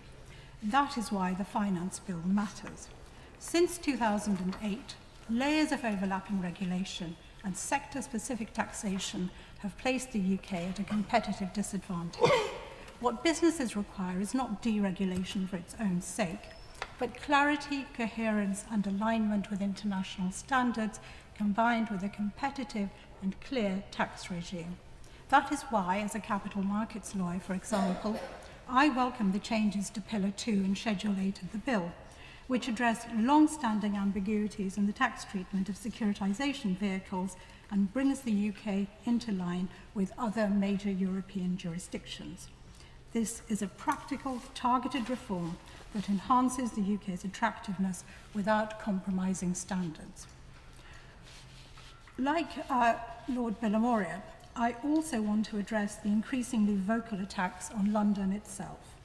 In recent months, a deeply cynical narrative has taken hold, particularly on social media and among some politicians who otherwise wrap themselves up in the flag and claim to be patriotic, portraying London as a crime-ridden dystopia in decline. This caricature is not only inaccurate, it is actively harming our national interest. To denigrate our capital for short-term political gain is to undermine one of the UK's greatest competitive advantages. Unfortunately, my lords, international investors don't distinguish between rhetoric and reality when headlines travel globally. I therefore urge my noble friend, the Minister, to ensure that this government robustly and consistently counters this disinformation through a coordinated cross-government campaign to promote London internationally as the safe and business-friendly city that we all know it is. Looking internationally, I hope financial and professional services will be central to the UK's trade policy, including the reset of our relationship with the European Union. But while those negotiations continue, we should focus on what we can control, which is to make the UK an easy and attractive place in which to do business. The regulatory divergence now emerging between the United States and the European Union also presents us with a strategic opportunity. As the US loosens its regulatory framework and the EU moves towards greater standardization, we are uniquely positioned to offer a third way, combining high standards with global reach. My lords, in conclusion, the world is looking for centres of stability, integrity and expertise.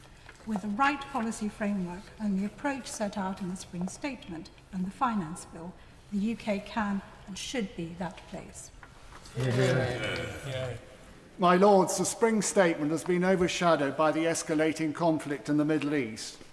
There was a significant chance that the new forecast is out of date before the ink is even dry, warned Andrew Wishart of Berenberg Bank.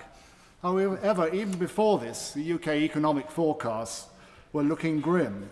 Growth was looking stagnant and downgraded to 1.1% for this year, whilst 2027 and 28 forecasts were raised. Paul Dacre of Capital Economics warned that this could be over-optimistic.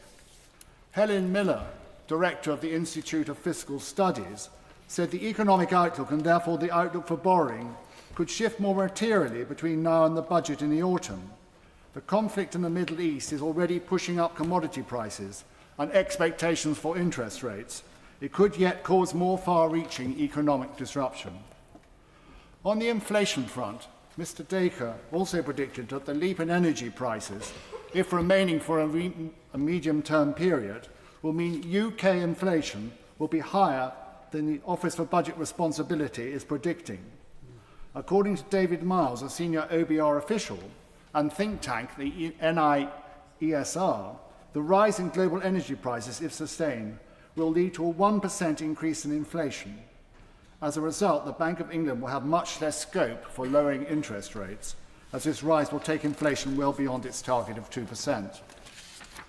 Moving on to the statement's comments on taxation, the OBR said that taxes would hit 38% of national income in 2030-31, a depressing post-war record. Yeah. After the Chancellor's decision to increase the employer's rate of national insurance and freeze income thresholds, revenues as a result of these measures will increase by 25% in the next 5 years. Welfare spending is out of control. The government's welfare bill, including spending on pensioners, is poised to soar by 23% over the next 5 years. The number of people claiming disability benefit will rise by 2.3 million over the same period. The numbers claiming incapacity benefit will also increase. This category will be up by 18% over the next 5 years. However, the OBR said this could be an underestimate, as it's assuming that new incapacity benefit claimants will rise at a slower rate than previous years. Overall, welfare expenditure is predicted to cost the country 11.2% of total GDP by 2030, a very worrying figure, and even the government believes something serious must be done to control its increase. On unemployment, the OBR predict almost 2 million people will be jobless by the end of the year, surpassing the highs of employment last seen during the COVID epidemic. They forecast the unemployment rate will be up to 5.3% from 4.75% last year, according to the Times. Has presided over Labour, according to the Times, has presided over an almost 30% rise in unemployment since it came to power. The OBR warns that higher unemployment could become structural and persistent, with new technologies such as AI permanently displacing workers. Looking at the UK economic situation, clearly the government could not have anticipated the Middle East turmoil. However, they've done things domestically that have been foolish. The lack of business and financial experience on the House of Commons front bench has led to poorly thought-through decision-making. The increase in employers' national insurance is a classic example. Seen as an easy way to raise tax, the consequences were not considered sufficiently. In a difficult economic climate anyway, it has led to businesses laying off staff rather than having to pay the extra tax. Then there is the issue of the minimum wage. Both major parties have made the same mistake here. It is in theory good to give pay increases above inflation, but in practice, especially when the wage for younger people is raised to such an extent, it affects the profitability of particularly businesses dependent on employing this category of workers. Combined with the employer's national insurance increase, these two measures have had a devastating effect on businesses. When we look at a third problem, you can see what a hammer blow has hit particularly smaller businesses. This is the issue of business rates. The government failed to realise the effect of the revaluation of properties, and particularly leisure businesses and small shops, which has led to unfair rate increases on many of them. I make no apology for referring to 3 areas of tax change, which, if implemented, could give a major boost to the economy.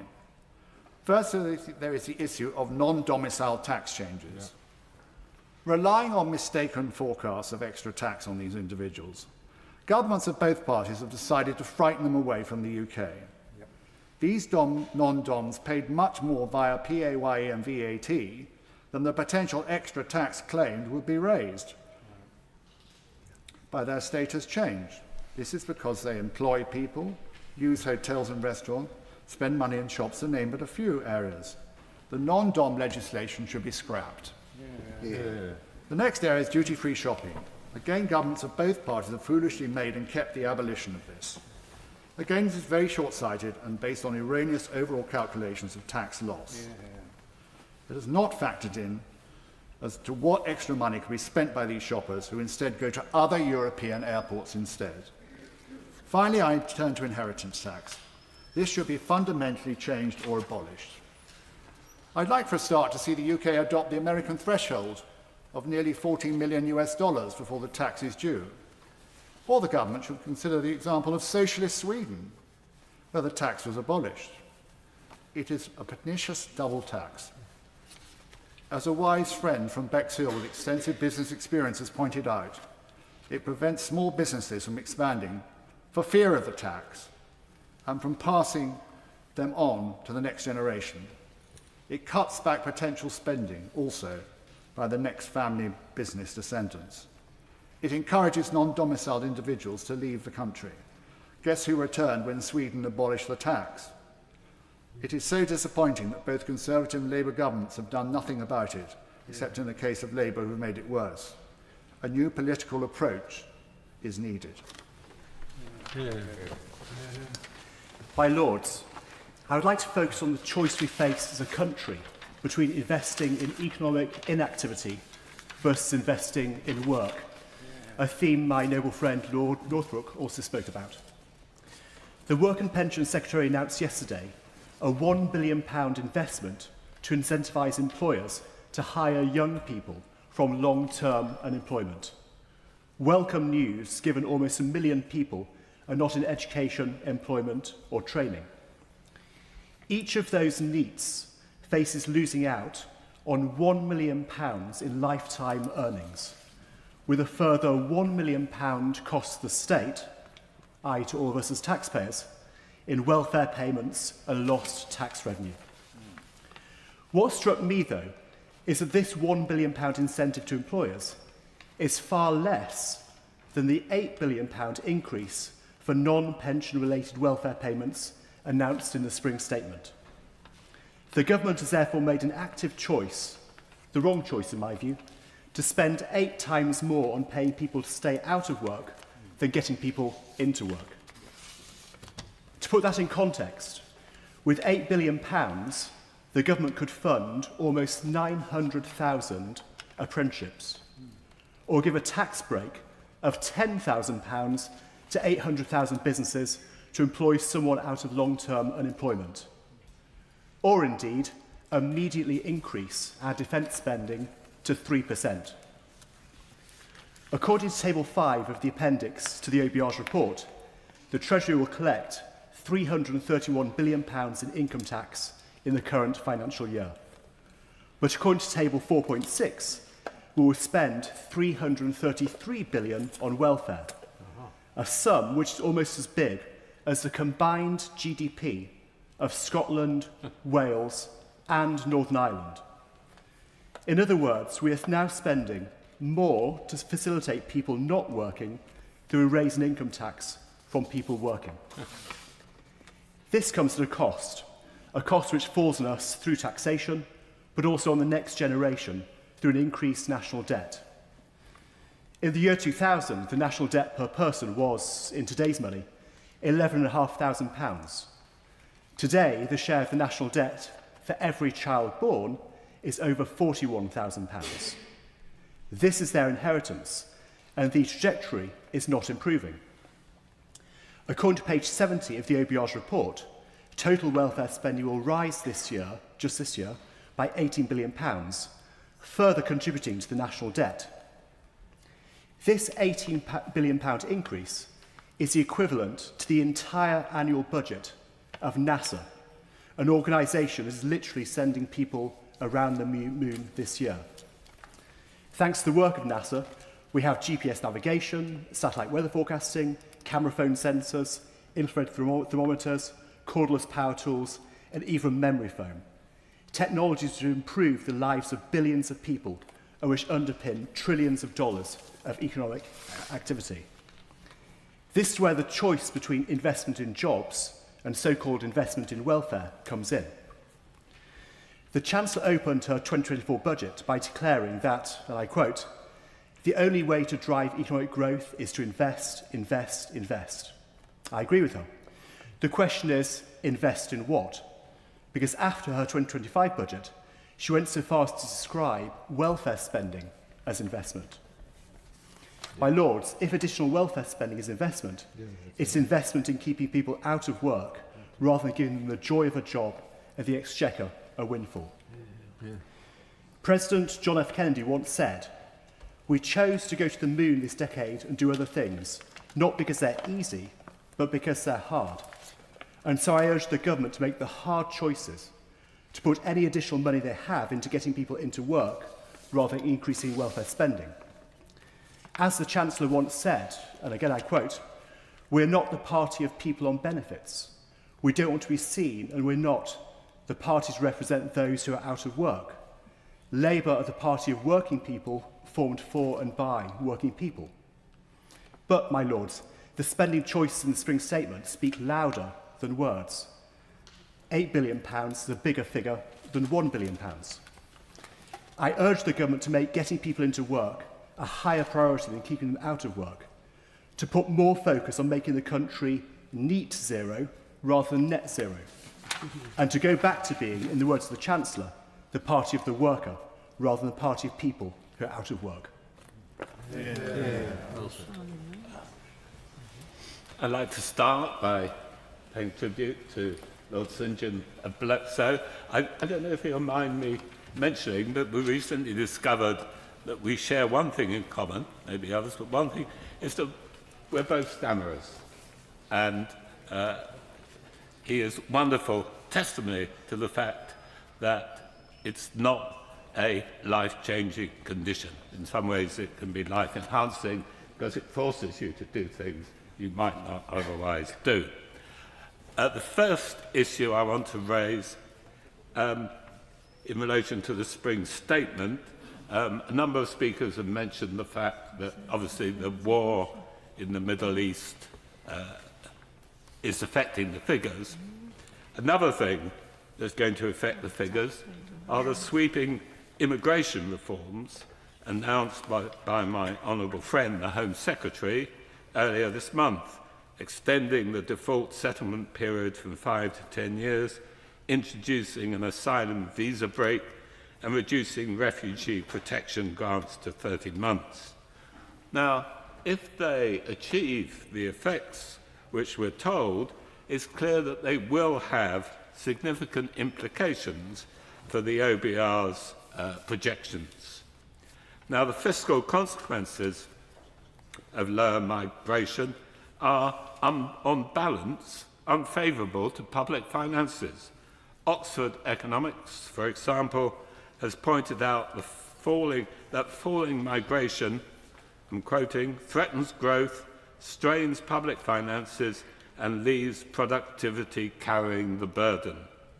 More specifically, they estimate that if net inward migration dips below 100,000, that's their expectation for the current year, the cumulative effect would leave the UK population 1.5 million lower than the ONS projection by 2030.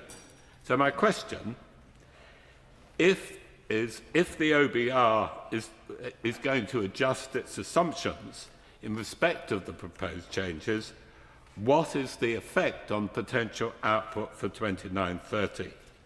Oxford Economics estimate a reduction of 1 percentage point, implying that the government borrowing will be 19 billion higher and hence wiping out most of the Chancellor's so-called headroom. Now, the aggregate picture, of course, is much more complicated than that, but I still ask my noble friend, the Minister, to ask whether the Treasury is engaged in this debate, whether the proposals from the Home Office are set in stone, and is there a chance of the Treasury explaining the potential impact that the proposals will have on the economy.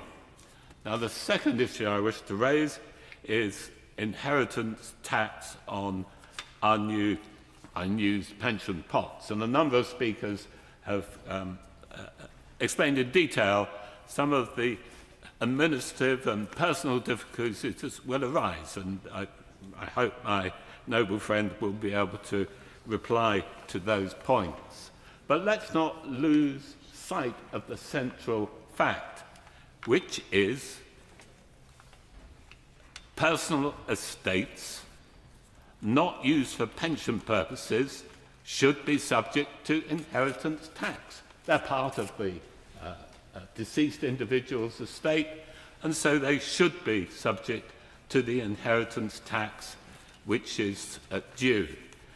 We're in this situation because of what I think was the ill-judged adoption of the so-called policy of freedom and choice, which effectively shift the focus of provision from pensions to savings.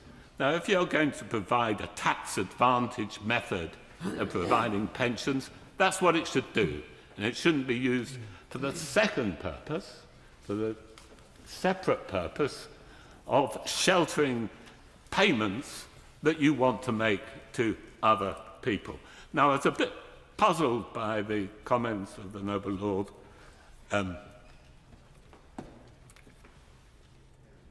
Northbrook? No. Elliot. Leave. Sorry. Blind spot, sorry. I always listen with great interest to what he says. We take part in many of the same debates. And I have to say I didn't really understand his suggestion that widows would be the main people to suffer from this policy. And I'm happy to give up 15 seconds of my 7 minutes if you could just clarify. Are you saying they're going to have to do the PR work? Are you saying that their pensions are going to be taxed? As the noble lord has invited me to intervene, I will. The point is that women live longer than men. It's much more likely that if a person passes away, it's going to be the man, leaving the women to be the PR and to pay the tax.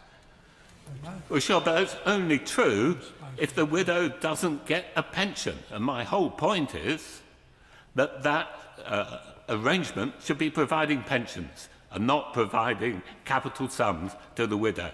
If the deceased does not want to place that burden on their widow or the widower, it works both ways, they have to ensure that the money isn't unused, it's used to provide the dependent, the spouse, with a pension. It's only the lump sums which will be taxed in the way it is, and to me that seems right and proper because it's part of the deceased estate.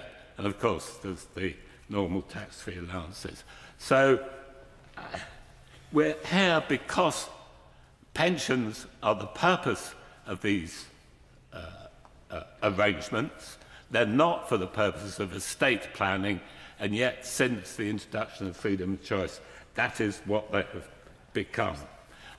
Just to pick up a point made by noble Lord Elliot of Mickle Fell, I wasn't quite sure. He mentioned the total welfare bill. Well, of course, the main part of the welfare bill is pensions. I wasn't entirely sure. Was he suggesting that we take the pensions away from pensioners and advise them to get a job? Was that his suggestion?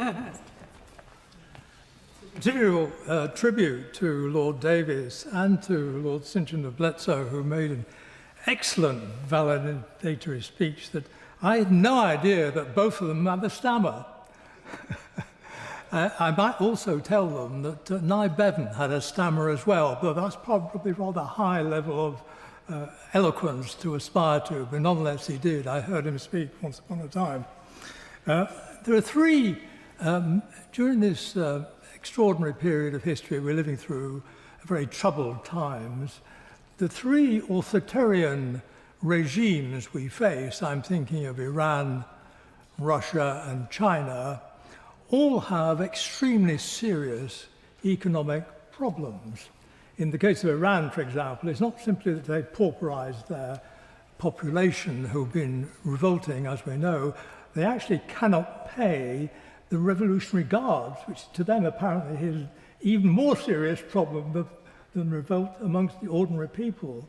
In the case of Russia, for example, they also pauperized the population outside Leningrad and Moscow, but they now the public sector is 40% of it consumed by war means, and prices are rising between 20 and 40%. In the case of China, we have a debt which is 95% of our GDP. China, it's 340%. Debt is 340% of their GDP. They're trying to grow at a rate of 5% a year.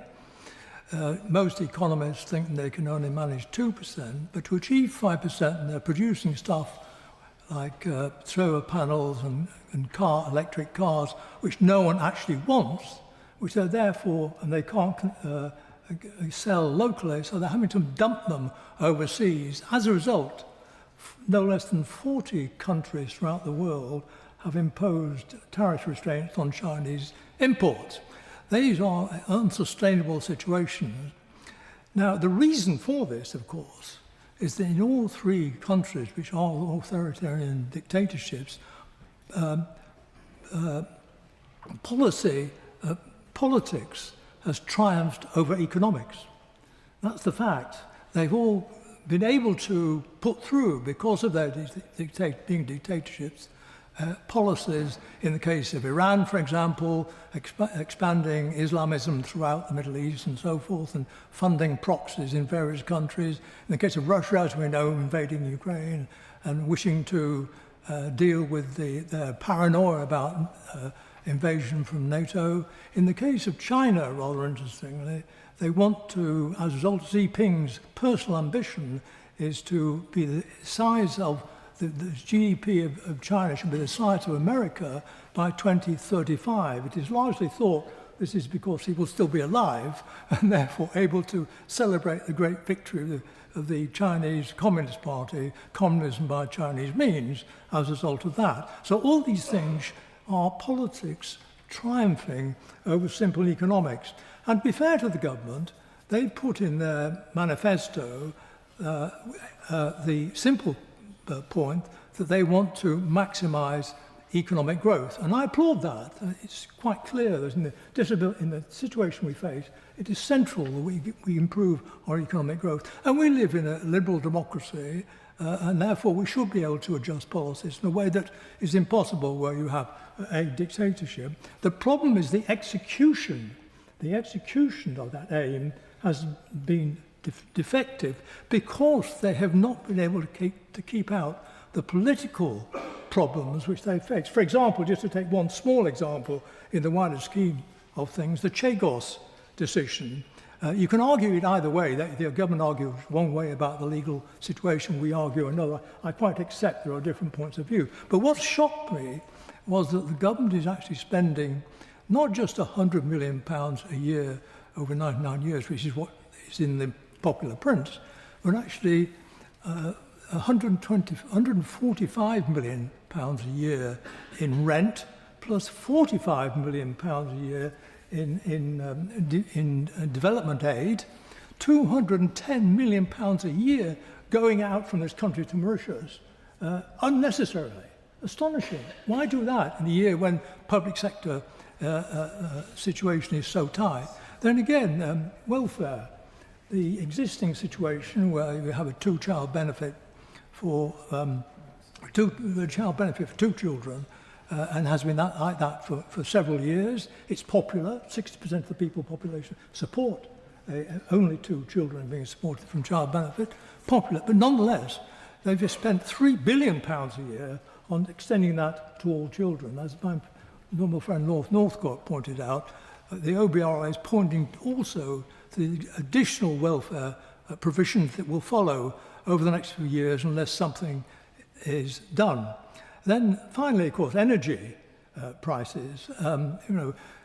we should take account of climate change. It's obviously something we do care about. Young people particularly care about it. It's an issue. But we contribute 0.8% of the international problem. And yet we have, as a result of the policies of Ed Miliband, got the highest energy costs of any country in the Western world. Astonishing. That degree of zealotry must be surely not cost-benefit in any sensible way. And that is going to get worse as a result of the failure to exploit North Sea oil. Therefore, I think that the problem which we've got, as the OBR pointed out in their forecast, tax will go from a general average of 32% historically of GDP to 38.5%, which is entering a wholly new area. The debt will remain at 95% a year. That will not come down. And as a result, growth, which averaged 2%, nearly 2% for the last decade, will come down to 1.5%. That is really bad. It's extremely disappointing. Unless there's a change of approach, we will be subject to further disappointment. My Lords, Lord St John's eloquent speech this evening reminded me yet again of what this House is losing by chucking out its hereditary peers. My Lords, I want to take advantage of the slightly longer time allowed backbenchers to make a technical point about language before going on to the question of policy. Now, whether intended or not, most of the OBR's prose is unnecessarily unintelligible to the ordinary person. Unnecessarily so. For example, paragraph 1:12, labour market conditions continue to loosen, facing entrance into the labour force with subdued hiring demand. What this means is unemployment continues to rise, with school leavers finding it harder to get jobs. Now, why not say that? And what is meant by subdued hiring demand? What is unsubdued hiring demand? Even in this august House, I doubt whether many peers would be able to give an accurate answer to what unsubdued hiring demand means. There's a whole battery of theoretical assumptions behind that sort of phrase, which needs to be unpicked. My general point is that the OBR should spell out their theoretical positions so that the reader can grasp intuitively whether they make sense to them. Now, we have another issue here. There's the problem of forecasting, to which Lord Redwood referred, and other lords have also mentioned. This arises from the obfuscation in OBR prose of the distinction between risk and uncertainty. In OBR speak, those two terms are identical, but they're not actually. Risk gives you a probability, a set of probabilities. Uncertainty means you haven't got the foggiest what's going to happen. Now, the whole business of forecasting outcomes over 5 years and then protecting oneself against inevitable failure by invoking stochastic shocks seems to me completely fraudulent. The biggest stochastic shock around at the moment is President Trump. And yet you don't find any effect that he has on the smooth undulations of the 5-year forecasts presented by the OBR. Now, for a breath of fresh air. The OBR ruminates, if unemployment fell more sharply and returned to its equilibrium rate in 2027-8, 2 years earlier than our central forecast, borrowing would be lower by 16 billion a year on average from 2026 onward. In plain English, if unemployment were lower, the budget deficit would be smaller. A striking thought. Then why not make unemployment lower? Well, there are many ways of how one might do it, but I just refer to one. In 1929, the Liberal leader Lloyd George pledged to cut unemployment by half within a year by means of a £250 million investment programme. He never got the chance, but it may be of interest to translate it in today's terms. As a share of GDP, 250 million in 1929 is equivalent to 80 to 90 billion today. The noble Lord Livermore, has talked of an additional £120 billion programme that this government has authorised over the length of this Parliament. But my understanding is that this is only 20 billion more than what the Conservatives had planned. And the stimulus of 1 billion to 2 billion in the next year is vanishingly small. I may be wrong, and I'll be happily corrected if I am, but what I say is that one really needs to be clear about what stimulus the government is actually giving the economy at this time. It will be argued that the output gap today is much lower than it was in 1929. But is this true? Output gap estimates depend heavily on unemployment rate. The higher the rate, the larger the gap. With headline unemployment at only 1% above the equilibrium rate, the output gap seems very small, less than 1%. But is this a proper measure of spare capacity in the economy? Of course it isn't. Our current headline unemployment rate of 5% excludes 3.3% involuntarily employed part-time workers, people who say they'd want to work longer but haven't got the chance. So if we put those two together, we have something like a spare capacity accurately measured by 8 or 9% underemployment. I'd like the OBR, and maybe the Treasury could instruct them, to put two charts side by side, the unemployment rate and the underemployment rate. And then we could really see what the extent of our output gap actually is. And my last point, unemployment is not the only measure of spare capacity. There are the NEETs, young people between 16 and 24 not in education, employment or training. There are 1 million of them. The Chancellor's Youth Guarantee Scheme only guarantees 55,000 places after 18 months unemployment. What is needed, though, as Paul Novak, General Secretary of the TUC, has often said, is a genuine youth employment training guarantee on a far larger scale, covering organised locally as well as nationally. So that jobs and training reflect the differing needs of different communities. My Lords, we're told we can't do any of this because of the fiscal rules. Well, my answer to that is what Keynes said in 1931, look after unemployment and the budget will look after itself.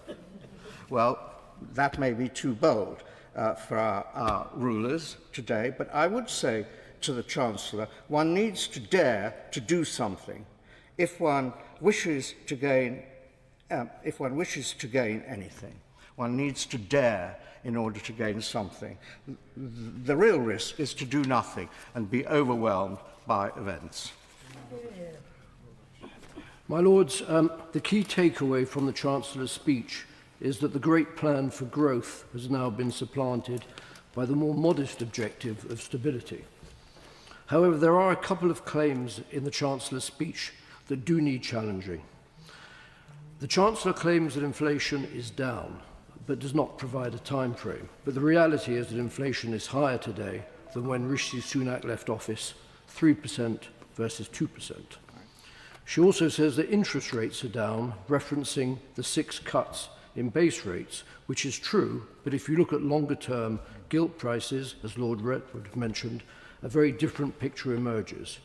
The 10-year gilt when Sunak left office was 4.1%, it is now 4.5%, and that figure was prior to the Iran war.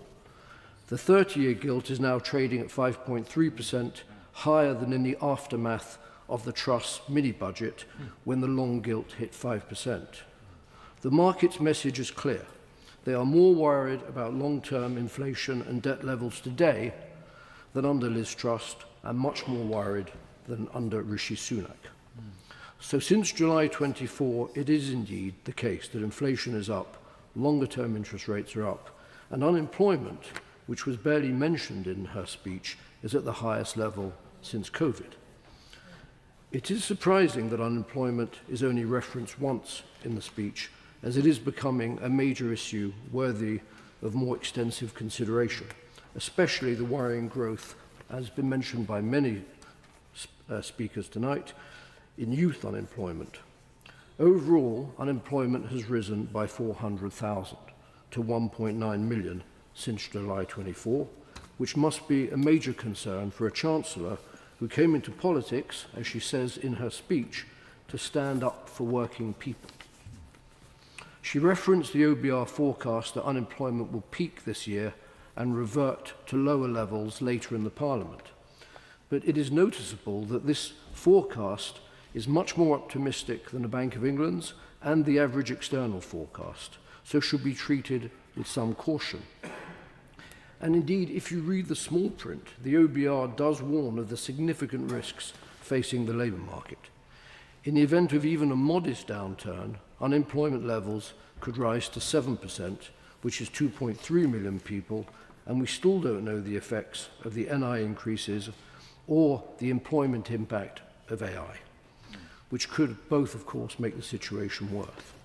Youth unemployment now runs at 16% with nearly 1 million NEETs, and this could be headed higher. The government is very aware of this, and I commend the measure announced yesterday by the Secretary of State for Work and Pensions, introducing financial incentives to employers to hire young people who have been out of work for 6 months or more.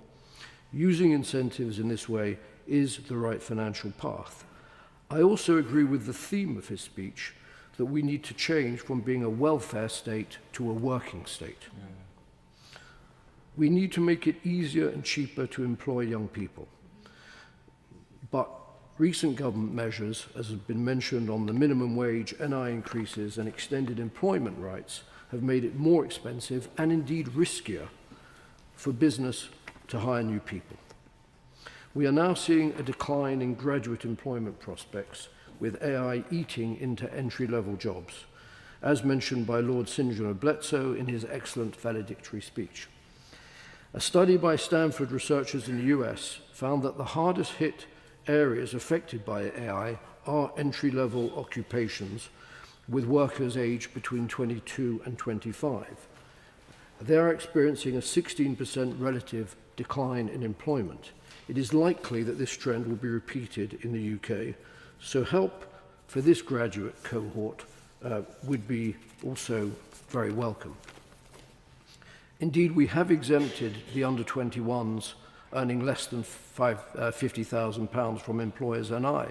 And I'd like to ask the Noble Lord the Minister if the government would consider extending this exemption to 24-year-olds, as graduate job creation also needs a kickstart. My Lords, the Chancellor's objective from day one was to grow our way out of the headwinds of rising public spending and rising debts. But increasing benefits, promoting the interests of trade unions, and raising taxes on wealth creators is simply not going to deliver that growth. It is just going to crowd out investment, stifle employment, and demotivate entrepreneurs. As mentioned by Lord Pitt Watson and Lord Sherborne, only business and employment-friendly policies will work, because at the end of the day, only business can generate growth and jobs. Trying to achieve growth by bloating the state will simply not work, and we're witnessing this now in real time. The government wants to be generous, and we saw their delight at the lifting of the two-child benefit cap. But these measures are being funded by borrowing and serve to make worse less financially attractive than living on benefits, as Lord Lamont and others have said. The welfare bill grew by £16 billion last year and is on a trajectory to £400 billion. In the OBR forecast, it is one of the areas of public sector spending that grows the most over the next 5 years. My Lords, the government faces a dilemma. It has to choose between advancing its political agenda and its aspiration to improve our balance sheet and generate growth. It can't achieve both, and the sooner it accepts that reality, the better for our country. My Lords, this year's spring forecast is not just an economic and an accounting exercise. It provides clarity alongside the latest forecast from the OBR. It's encouraging to see the forecasts of steady growth and falling inflation, resulting the UK having the fastest growth of any G7 country in Europe.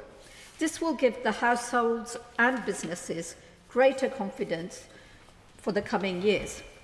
However, in a world facing real turbulence and uncertainty with the wars in Ukraine and the Middle East that have implications for energy prices, inflation, and global trade, it is particularly important that this government is focusing on sustainable growth, which will mean that we will be sheltered from the worst of the energy shocks.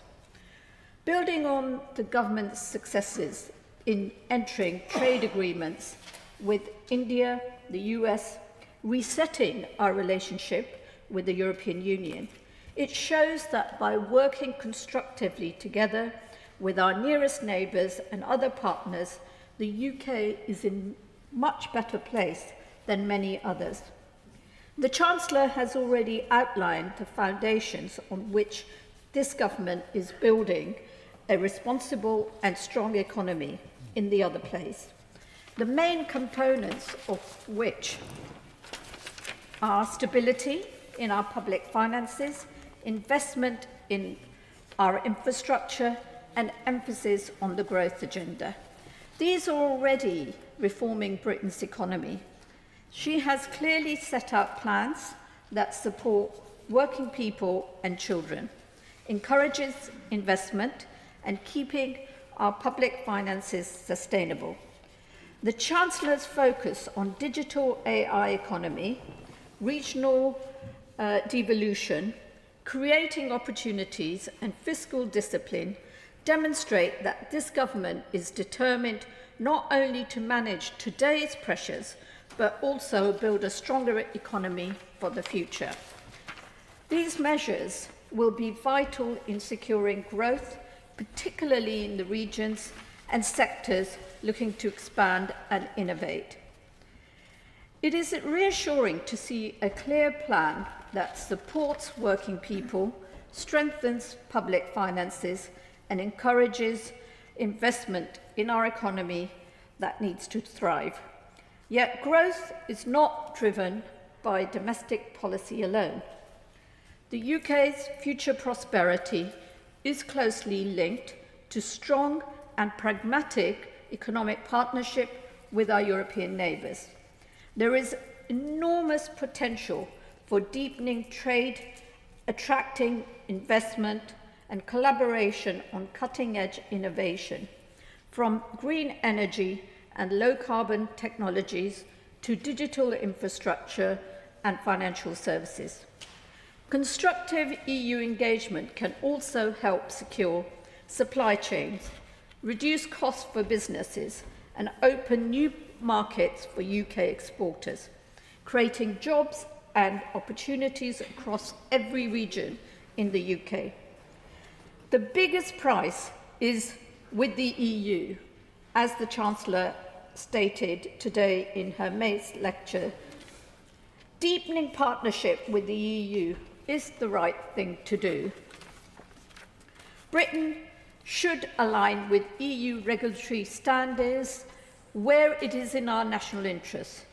It is a quick win that will reap benefits to businesses and households.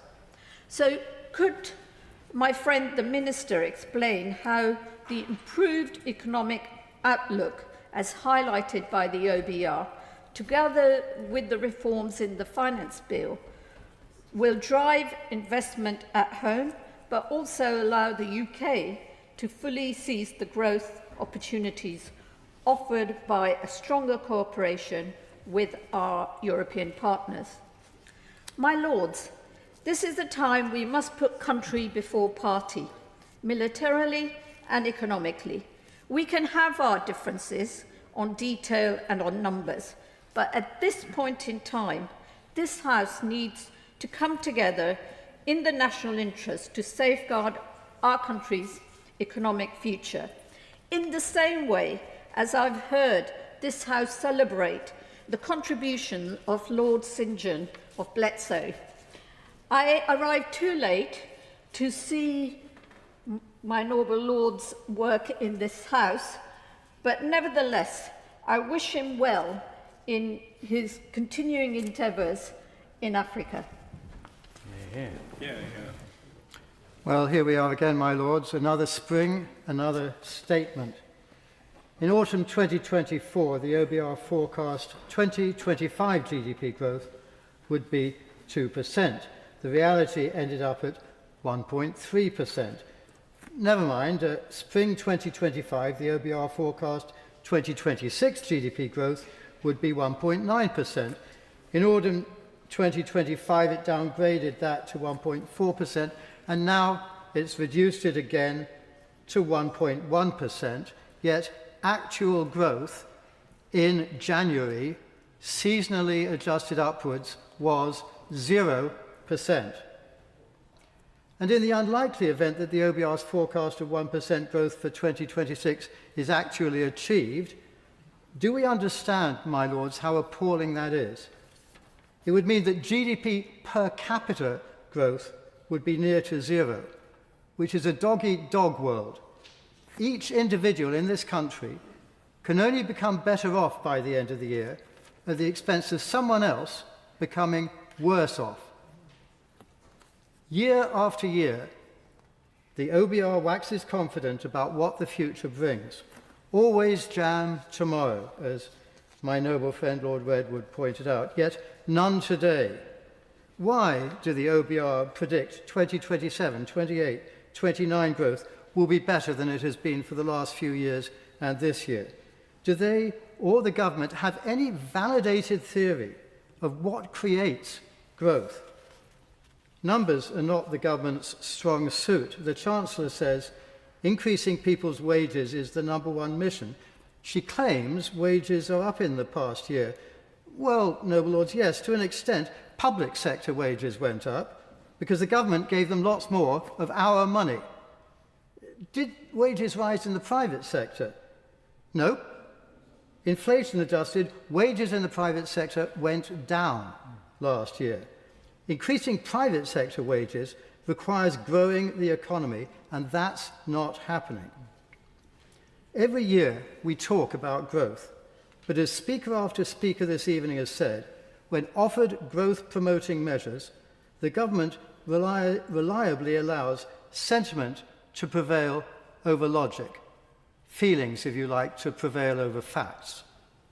They love to attack the private sector as greedy employers. They allege profiteering at the petrol pump, yet there is always another petrol station in a free market economy 500 yards down the road to undercut you if you were to raise prices by even a few p per litre, while on the other hand, the government take is 55% of the petrol price, 10 times the retailer's gross margin. When crude goes to $100, of course, pump prices go up. But who profits most from that? Why, it's the government, charging an extra 20% VAT on the uplift, with no petrol station 500 yards down the road to be found with lower fuel duty or lower VAT. How ridiculous, how anti-growth to accuse business of profiteering when you, the government, snatch a windfall £1 billion a year from citizens as they go about their business trying to make ends meet. In the US, petrol is half the price that it is here. The triumph of sentiment over logic pervades the government's economic approach. large public sector wage increases with no improvement in productivity, a failure to address the ballooning size of welfare payments, and no, Noble Lord Davis, as I think you know well, neither the Noble Lord Elliot nor I refer there to pensioners. Racking up the minimum wage, thus increasing unemployment, especially for youth. An oncoming avalanche of regulation from the Employment Rights Act, appointing as that Act's regulator a former Stonewall board member, trans activist and career civil servant from the Environment Agency, someone who will know nothing about running a business. With the power to enter premises, seize records, run wide-ranging and costly investigations whenever they feel like it. This, my lords, is crazy. Nowhere is the government's logic-free approach more evident than in its disastrous net zero policy, devastating the economy, threatening key future energy-intensive sectors such as AI, which depends on cheap electricity, devastating household budgets with electricity costs among, as noble lords have said, the highest in the world. Our reliance on intermittent renewables requires plenty of gas, which in addition will always have hundreds of different uses across our entire economy. The cheapest, the lowest carbon footprint source for us of gas is the North Sea. As my noble friend Baroness Neville-Rolfe said, jobs could be created, emissions reduced, energy security transformed, large sums of tax money paid, yet this government wages war on North Sea gas, fantasizing sentiment over logic. The overwhelming evidence is that you don't get decent economic growth, my lords, without small government, low taxes, and minimal and helpful regulation.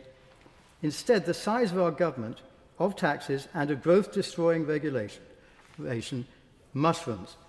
Individuals in even the poorest parts of America can earn twice as much in salary as we do here for the same job, exactly because the shape of the US economy promotes economic growth and ours doesn't. To conclude, my lords, I respectfully urge this government to reverse course. Make it easier for entrepreneurs to start companies up, to hire people without fearing they'll be stuck with the employees for life. As my noble friend Lord Sherborne and the noble Lord Pitt Watson rightly said, growth comes from business, not government. Close down those growth-destroying regulators and quangos, and with what you save, stop taxing enterprise so much. Make it more attractive for investment to come to this country. Get the cost of electricity down by abandoning the destructive net zero initiative so as to run companies more cheaply, make home heating less expensive, make it cheaper to drive to work or on business. If you do this, there may be a chance that growth will gradually recover. And who knows, you might even rescue some of your popularity with the electorate. My lords, what a heroic task this chamber has undertaken in 7 minutes to explore 560 pages of the finance bill, 481 pages of explanatory notes, 131 pages of the related OBR analysis, 152 pages of Treasury statements and related policies, and then on top of that, there's a spring statement and related documentation. And if you can get through the legalistic jargon, you're doing very, very well. I actually welcome the abolition of the two-child benefit cap, but would like to see greater emphasis on lifting parents and families out of poverty. Sustained economic growth can't be achieved without good purchasing power for the masses. The perpetuation of the Conservative policy of freezing annual income tax personal allowances for another 3 years will actually create more poverty. The number of basic rate taxpayers has increased from 26.6 million in 2021 to 30.4 million in 2025-26. These are the very people facing a cost of living crisis. The number of people over the state pension age paying income tax has jumped from 6.47 million to 8.72 million. Some 25.3 million individuals live below the minimum living standard. There is no such thing as trickle-down economics. The rich have gobbled it all up, and people at the bottom just buy worry beads. But that is about all they can do. 120,000 people every year die in fuel poverty. Despite the triple lock and pension age benefits, almost 1 in 6 pensioners die in poverty. It would be helpful to hear the government's plans for equitable distribution of income and wealth. It is also disappointing that a regressive tax system remains in place. Wages are taxed at the marginal rates of 20% to 45%. In addition, national insurance contributions starting at the rate of 8% on eligible wages are levied. In contrast, despite the changes, dividends are taxed at the rate of 8.75% to 39.35%, and capital gains at the rates of 18% to 32%, and the super rich don't pay any national insurance on either of those two elements.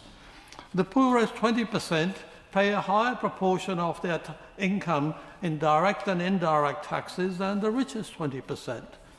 Can the Minister explain why the poorest are paying a higher proportion of their income in taxes than the richest? Is that equitable?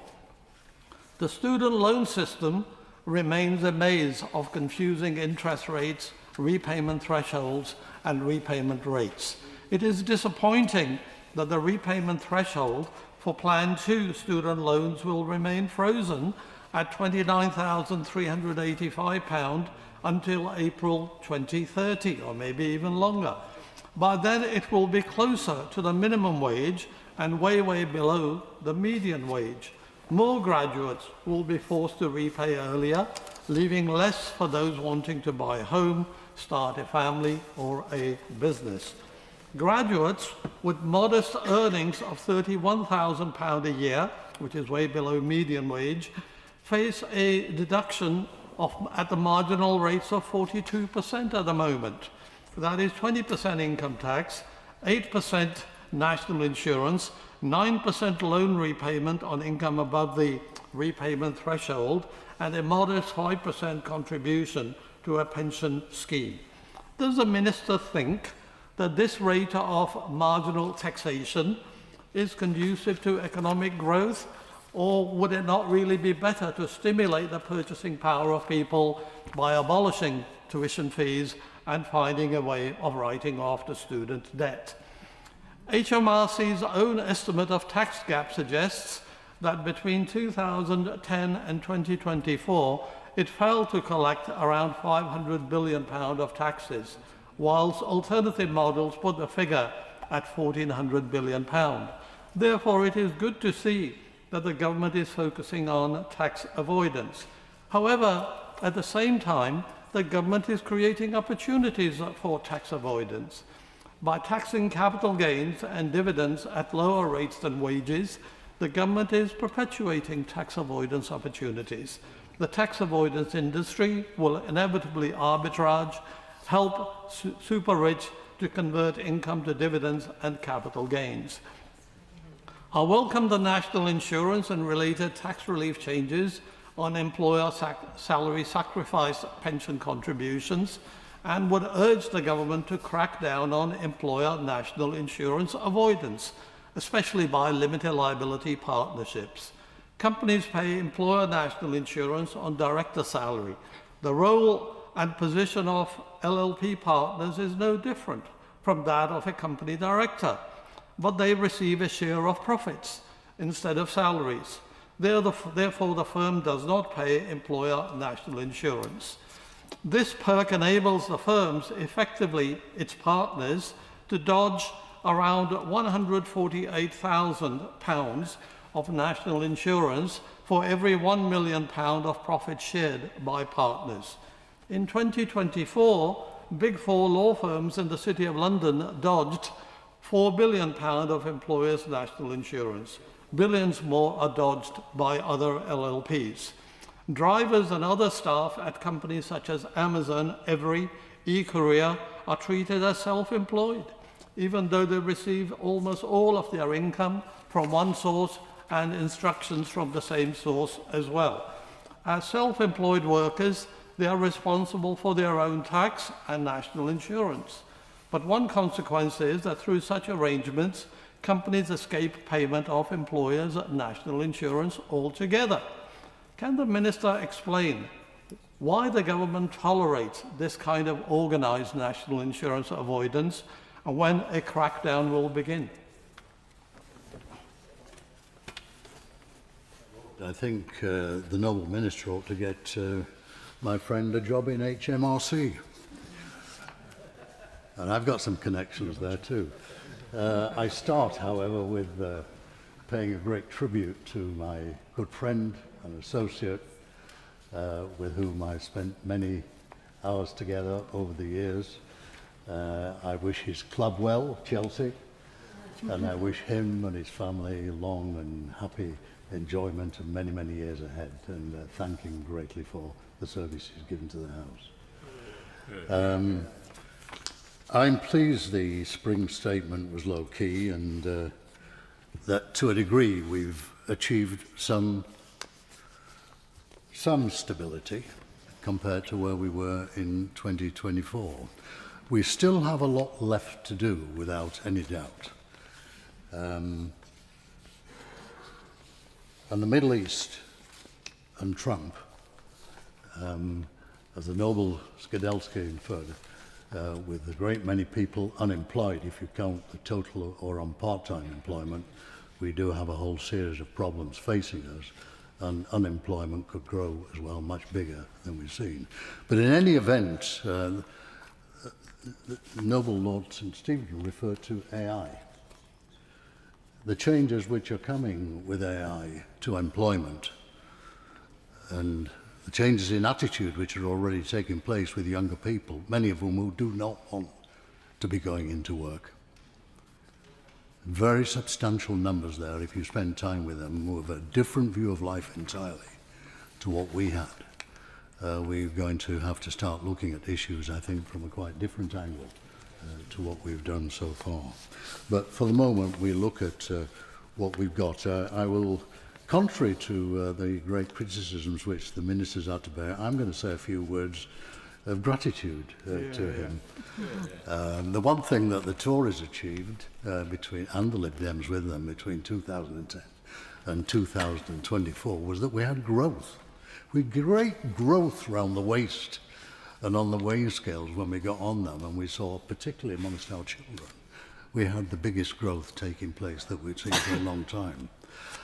This young man has done some work with sugar taxes, and I congratulate him for the quiet work he's done in the background in making a number of changes, and more are to come, which will reduce the element of sugar, which we have, or certainly raise taxes on that sugar, which will be to the benefit of the youth and their health in the future.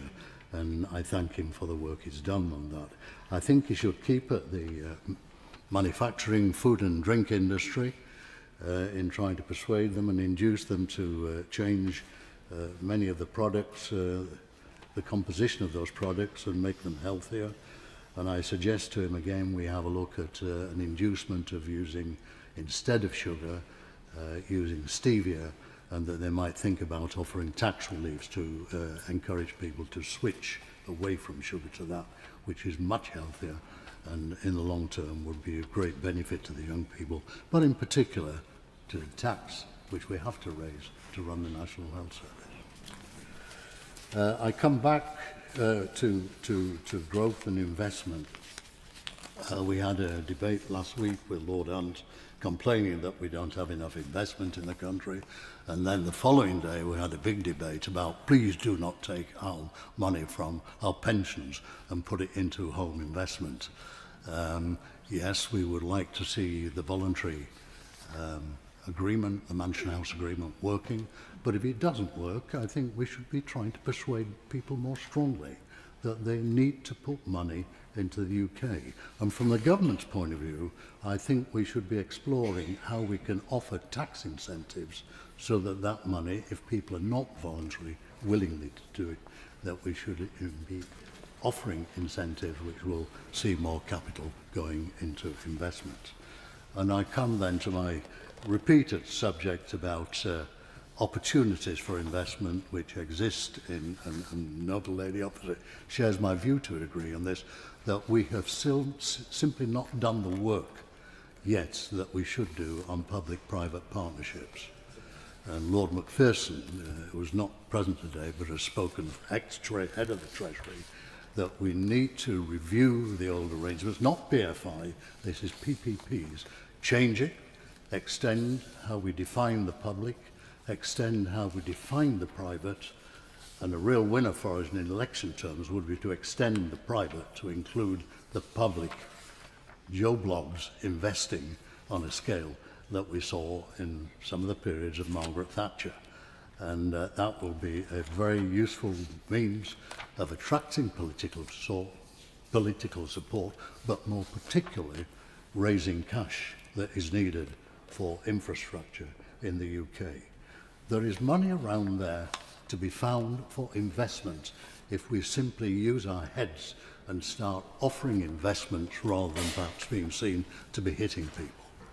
So I hope that that will be looked at by my noble friend. I've got no financial interest in it, but I'm linked to some dentists and some American capitalists who are just waiting to put money into the UK, want to open up 40 A&E centres for people with dentistry problems, yet we can get no movement.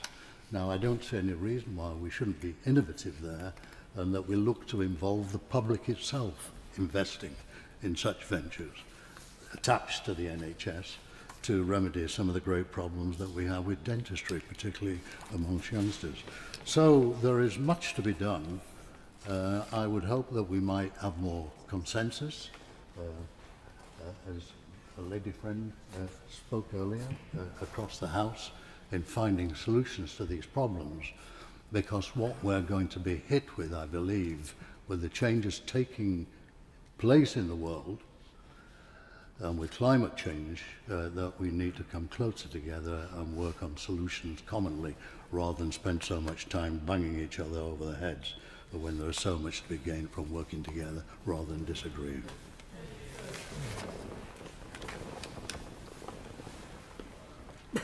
My Lords, let us examine the Chancellor's statement from a slightly different perspective. We are told that welfare spending will increase by roughly £18 billion. If I understand the figures correctly, that is approximately 0.63% of GDP. And we need to always think about things relatively. 0.63% of GDP is serious.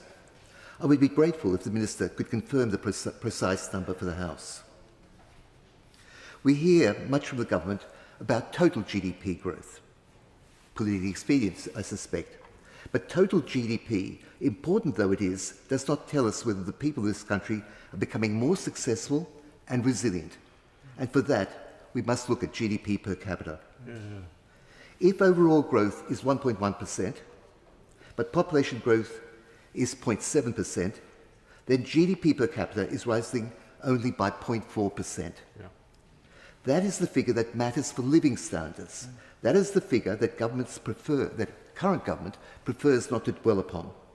And if prosperity per person is rising by only 0.4%, while welfare spending alone is increasing by something closer to 0.6% of GDP, then we are entitled to ask, and the House deserves a serious answer here, whether the country is moving forward at all or merely moving sideways.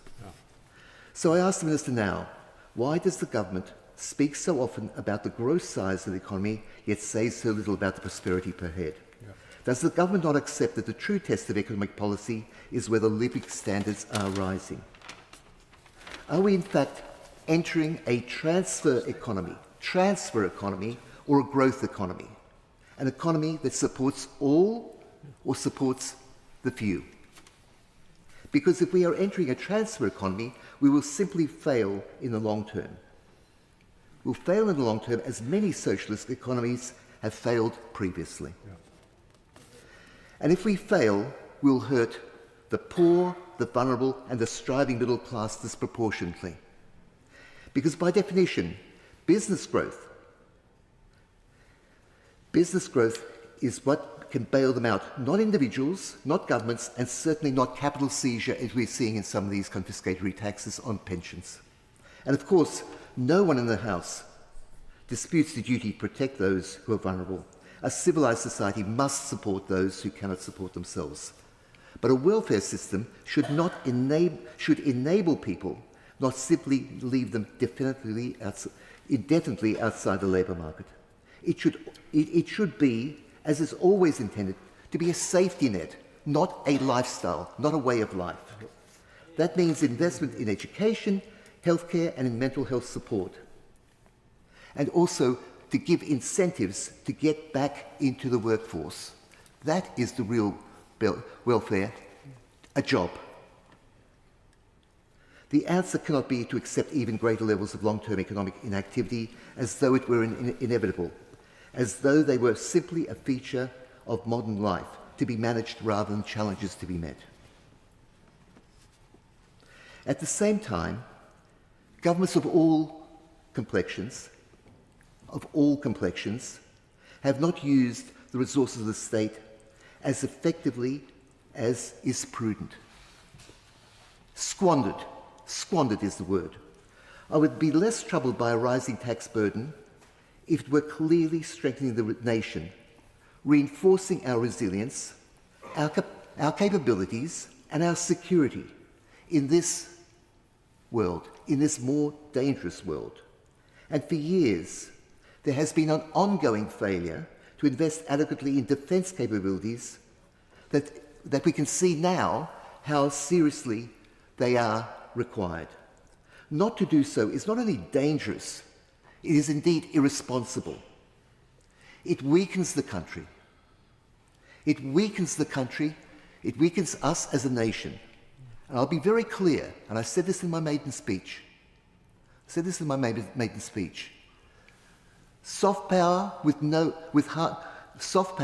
hard power is no power at all. It's all very well to have the sledgehammer of a nuclear weapon, but not every nail deserves a sledgehammer. You need to maintain growth. You need growth to maintain these things, and without growth, we simply get poorer. So are we building an economy in which both the nation and its citizens grow stronger together, or are we purely establishing a transfer economy? And as I'm sure the noble Lord, the Minister, well understands, because he's a very, very well-educated man on economics, and that for me is very clear. Any transfer has got zero economic value, zero. And in fact, if you really look at it, under the transfer theorem, a negative value, zero economic value. Because, my lords, if the economy grows, but we stymie capital growth and the success and prosperity of individuals, then we are in trouble. If the headlines improve, but the lives beyond them do not, if the numbers flatter, but the reality does not, then we are certainly not witnessing economic success. We are witnessing an economic illusion.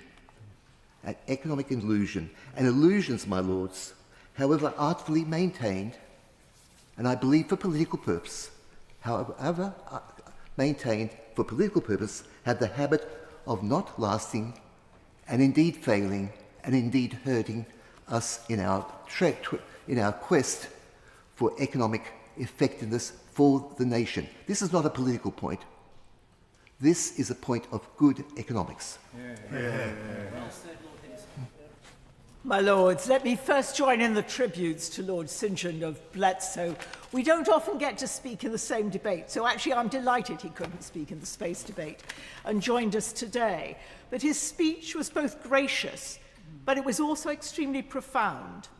And that is a voice that we are very much going to miss in this House. So thank you, and all the best from all on our benches. My Lords, this has to be one of the most frustrating debates I think I've participated in, and I say that despite the fact that there were so many good speeches. We're talking about the Finance Bill number 2, but of course we can't amend it. The Chancellor today made her May speech setting out political strategy, but too late for any of us to do any significant analysis of it. I did pick up one thing that I will raise with the Minister, which is that looking at graduates burdened with a crisis in student loans, she apparently told them they were going to be at the back of the queue for a rescue. And if that is true, frankly, that is a bad decision. But then we're left with the spring statement. And I can't criticise it's a different scheme, I say to Lord Wilson, go back and look. But can I just say that, with the spring statement, it's clearly, we can't blame the Chancellor for the fact that the Iraq War broke out on that day, but obviously, it's thrown a real wrench into the programme that she tried to lay out in her spring statement. So I'm going to do my best and start with the spring statement. Because we might as well deal with the world as it was prior to the Iraq War, as we have no clue as to what it's going to look like as that works its way through. Now, the OBR's downgrading the growth numbers, and I'm not the first to say this one, we got this from Lord Skidelsky, the downgrading of growth numbers to 1.1% in 2026 is obviously bad news for all of us. But what leapt out to me from the numbers was actually the medium-term growth in real GDP per capita. And Lord Hintz just talked about the importance of per capita. But that's growing at 1.1% a year. And it depends on recovery from persistently low productivity growth, which the OBR itself confirms is a very uncertain premise. But we're looking now at the sustained weakest growth in a century if we exclude crises like World War II and COVID. We've got unemployment, as Lord Skidelsky said, at 5%. But it's the 1 million of young people who are NEETs, not in education, employment or training, that I think have us all very concerned and worried. Older people who have left work, that economically inactive group in the older end, are actually returning to the workforce. But that is not happening with younger people. And I've talked, as I suspect Lord Skidelsky has done, because he raised this point, with businesses about the Youth Guarantee Scheme and the other schemes. And the answer is always, they're too small to deal with the problem. And they're not sufficiently sustained to provide the long-term support that people who've been trapped in this particular case have. Much more individual support is needed to get them to the relevant skills, and it can take years. Net migration, and I'm picking up a point that was made by Lord Davies of Brixton, net migration is weaker than the previous forecast, both because of a drop in immigration and a rise in the numbers emigrating. And as he said, it could be pushed lower by the new skilled migration regime. Now, I recognise that that drop in migration is great news to the political right, and it may be to this government's Home Office. But frankly, to the rest of us, trying to focus on the fact that we have an ageing population, when we look at the demographics, that drop in migration is a serious barrier to medium and long-term growth. Now, even the good news that was in the spring statement is fragile. Lower inflation and lower interest rates are vulnerable to any kind of systemic shock. And, here we are right in the middle of the Iraq War with its impact on oil prices. So we can see that the impact is already beginning to work its way through. But I was more concerned that the additional headroom, and I was glad at first to see there was additional headroom, but much of it came from higher than expected tax receipts, largely due to a rise in equity prices leading to higher capital gains tax. And that, as surveys have shown, is very likely to be temporary. We've had a steep loss in business confidence that's in the more recent period, and the Federation of Small Business is warning that SMEs, the bedrock of our economy, are saying that cost burdens have already started reducing growth plans, cash flow, and job creation in our local communities. I think business is in real fear of the surge of new burdens, which are actually going to land in April. and a sort of death by 1,000 cuts. So it's really a warning sign, and we have to respond. Now, we continue to face fundamental uncertainties. Can we meet the target of raising defence spending to 3.5% by the end of this Parliament? If we continue to spend on the current trajectory on the NHS, and I think we have no choice but to do that because productivity is very slow to rise, what will happen to the unprotected public sector departments and to local government services? And how will people feel?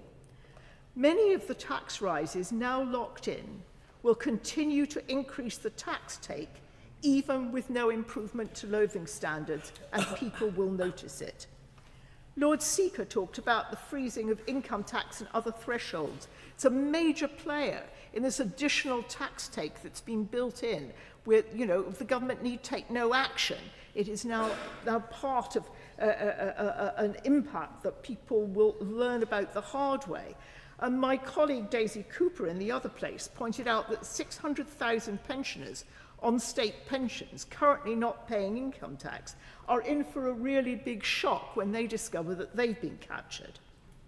And I say to the government, telling people they're better off and the poorest will have £1,000 more in their pockets isn't washing. People's expectations are not being met. That's, and picking up a point that Lord Lamont made, it's middle-income families are feeling the stress as well as people who might have before been the group on which we could exclusively focus because they were at the poorest end. And we now know from the OBR forecast that any improvement in living standards, and there have been improvements coming from wage growth and the lifting of the two-child cap, but the forecast is that that is temporary and will be followed by a period of stagnation and even falling living standards.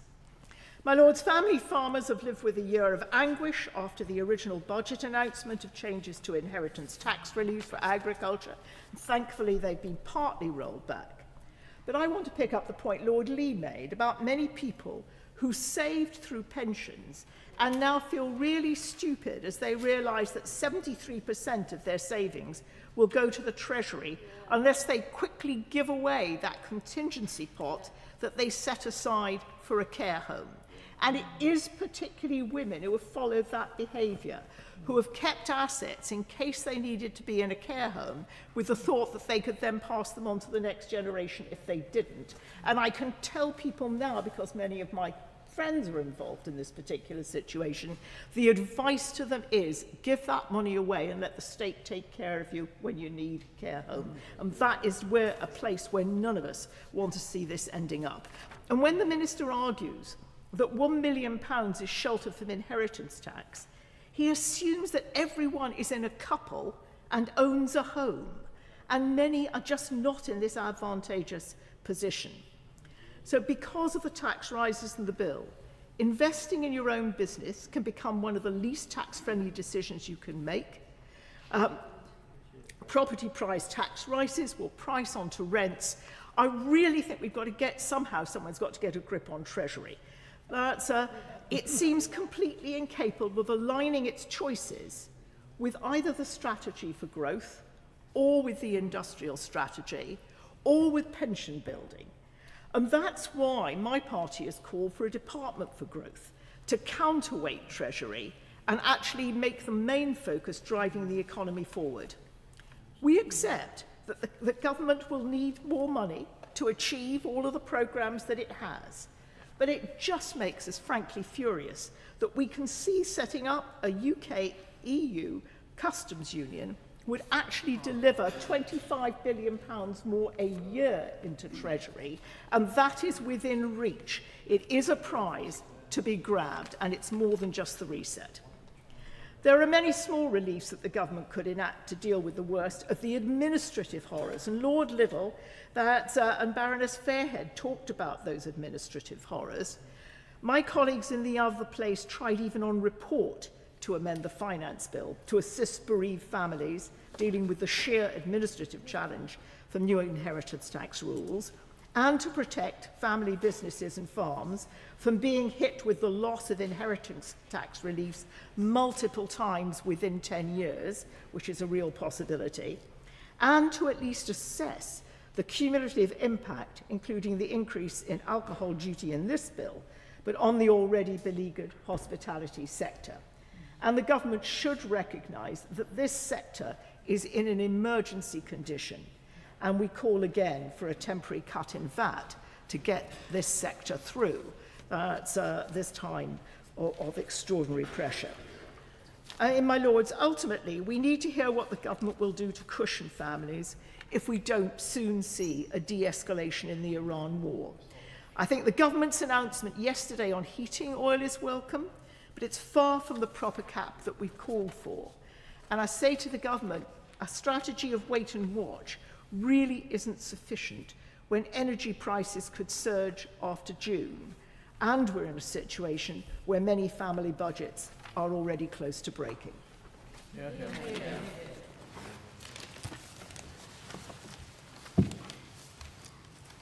My Lords, I thank the noble Lord the Minister for his patience and his care in listening to this debate, and declare my interest as a director in South Molton Street Capital, and also thank the noble Lord St John for speaking in our debate this evening, for his work for this House and his work for our country.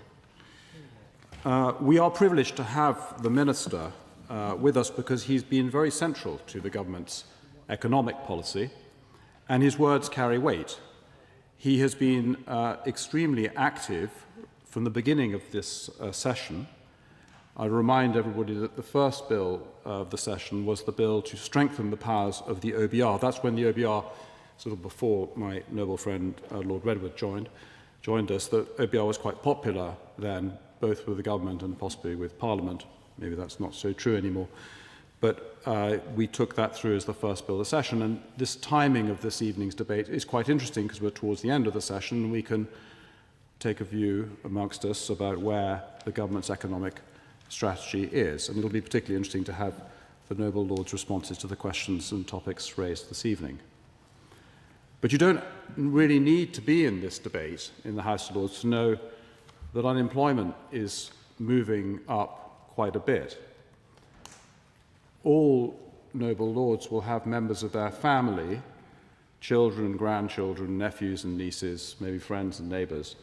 Everybody will know that people in their 20s are seeing a dramatic fall away in jobs at the moment. And we might start there because some of that is part of this NEETs problem that went back into the previous government and seems to have started growing around the time of COVID. But some of it is a new area of graduate unemployment, people in their 20s unable to start work, unable to start in their careers. And it's a very profound economic challenge because if they're not starting in their careers, they may never start in their careers, and there may be a huge economic consequence from that. So I'd start by asking the noble Lord, the Minister, to comment to us and give us some insight into what to say to people in their 20s who are failing to get a job at the moment, maybe what to say to their families, and what the government might be able to do about that. And perhaps we all share some responsibility for this situation. The government would tend to blame the previous government, but in a sense, in doing that, it's implicitly to acknowledge that government policy affects employment. And the sheer scale of the government, even before we get to the important point that government needs to work with the private sector and the private sector creates jobs, but just putting that aside for a moment, the sheer scale of the government in this country at the moment is quite important. Where we have taxed GDP, as mentioned by my noble friend Lord Horam, at 36% of GDP, and the spend of the government is over 40% of GDP, the government is crowding out the private sector to an extent. And therefore, what the government does, and whether the government creates the kind of economic demand that sometimes is referred to on the government side as coming from public spending, whether that is actually true and can happen, or whether in fact the government creates a tremendous amount of waste and misallocation of resources, potentially in healthcare, potentially in energy or wherever. What the government does is extraordinarily important because of its scale. But in addition to that, the government has chosen policies with important objectives, but the short-term outcomes have been unemployment. The government has chosen one after another bills that have an important element of job destruction, whether that's in workers' rights or minimum wage or national insurance increases. So the government is choosing a form of policy-driven unemployment. It's almost like the government has a revealed preference in unemployment at the moment. And that does need an important response. And it's only barely being responded to at the moment by the government, but the numbers are moving quite fast. They're moving up. Now, the government might hope that unemployment is cyclical. And so, you know, it's a blip. There's a few things going on around the world, a few problems in energy and the rest of it. But the OBR, who, as I say, were rather popular but are now not so popular and have chosen to make some observations that are really quite unhelpful, the OBR has chosen this delicate moment to say that perhaps unemployment at the level we have at the moment is structural. There's a huge issue, this, if unemployment is suddenly becoming structural at 5.5%. They use language, as Lord Sigelsey points out, you do have to kind of read the stuff twice to try and understand what they're saying, because they talk about equilibrium levels of unemployment. What that really means is this is the minimum level baseline of unemployment, and we've reached a structural change, and we need to work on unemployment from here. A specific question then for the Minister is to respond, is this the government's position as well? Does the government believe that unemployment at the current level is the structural level? And could the government also comment on the OBR's forecast, and I'm not expecting them to agree with the OBR, so not to worry about that, but could they comment on the OBR's forecast that unemployment is going to pass 7% and assure us that's not the case and is not in their plans? My Lords, all of this feeds directly into the wider economic decline highlighted today in this debate. Energy costs are rising, and hence my friend Baroness Neville-Rolfe mentioning the North Sea, but also Noble Lords Redwood, Patton and Lamont. We will need to address what happens in oil and gas. Unemployment is rising, mentioned by Lord St John, Bill of Moria, Lord Skidelsky. The welfare bill is spiralling, mentioned by Lord Horam. Growth is stagnant, mentioned by Lord Massey, and yet we have a Chancellor who delivers a spring statement really devoid of any measures to turn this around. And compared, can't resist mentioning it again, the spring statement was compared by my noble friend Lord Patton to the empty corner in Saudi Arabia. Well, that's a very unkind way of putting it, but I think we know what he means. And my Lords, this picture is set to worsen. Looming economic headwinds driven by the deeply uncertain and escalating situation in the Middle East are fast approaching. Yet the response from the Treasury remains complacent, falling far short of the seriousness this moment demands. And I would agree with the comments made by the noble Baroness Lady Kramer about the Treasury at the moment. My Lords, our borrowing now exceeds that of Greece. Debt is set to rise in virtually every year of the forecast period, in the OBR's forecast period. We are living on borrowed money, paying a mounting premium simply to service our debts, while what limited resources remain are channeled into areas that do little to drive growth or productivity. Worse still, instead of backing enterprise and rewarding work, this government is increasingly choosing to subsidise inactivity, paying more and more people to remain outside the workforce. Several noble lords made comments on savings and pensions, and it is important that we touch on this, albeit that this is running in parallel bills in this timetable at the moment, but it does have a profound importance to us because of the enormous amounts of unfunded pension liabilities that we have at the moment. My Lord, the government are not merely making life harder for those trying to begin their careers, they're also making it harder for those trying to secure dignity and security in retirement. As many noble lords will know, the government's pension schemes bill does nothing to confront the fundamental challenges of pension adequacy. At the same time, the National Insurance Bill actively discourages pension saving. But the picture becomes even more troubling from 6th of April 2027, as described by Lord Liddell and Baroness Fairhead. And this was a central piece of the Finance Bill Subcommittee's report. Most unused pension funds and certain death benefits will be brought within the scope of inheritance tax. It's worth pointing out, incidentally, a marker for the extraordinary work of Lord Liddell on the Finance Bill Subcommittee, that the agricultural and business property relief issues were dealt earlier in the subcommittee's work.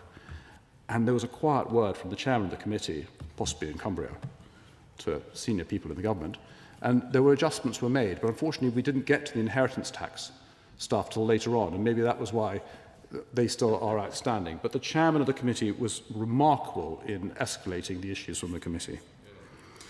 Through our work on the Finance Bill Subcommittee, serious concerns have been raised about the consequences of this change. It risks deterring long-term pension saving and could create a deeply punitive practical effects, forcing executors to use estate cash, sell assets, or even borrow simply to meet inheritance tax liabilities. Auto-enrolment has been one of the great policy successes of recent decades. The noble Lord the Minister has recognised this, and the noble Baroness Lady Sherlock has also recognised this. But as the Institute for Fiscal Studies has made clear, the system only works if people contribute beyond the statutory minimum. Without doing so, many will simply not accumulate enough to live on in retirement. Yet the government has brought forward a pensions bill that says nothing about adequacy, a national insurance bill that discourages saving, and inheritance tax changes that penalise those who have saved responsibly throughout their lives in order to secure a decent retirement. And just to remind everybody that the inheritance tax changes come in April next year, and they will cause tremendous disruption and unhappiness. In other words, those who do the right thing, those who work, save and plan responsibly for the future, are the very people this policy framework ends up punishing. And this policy framework is one which the government has chosen to create.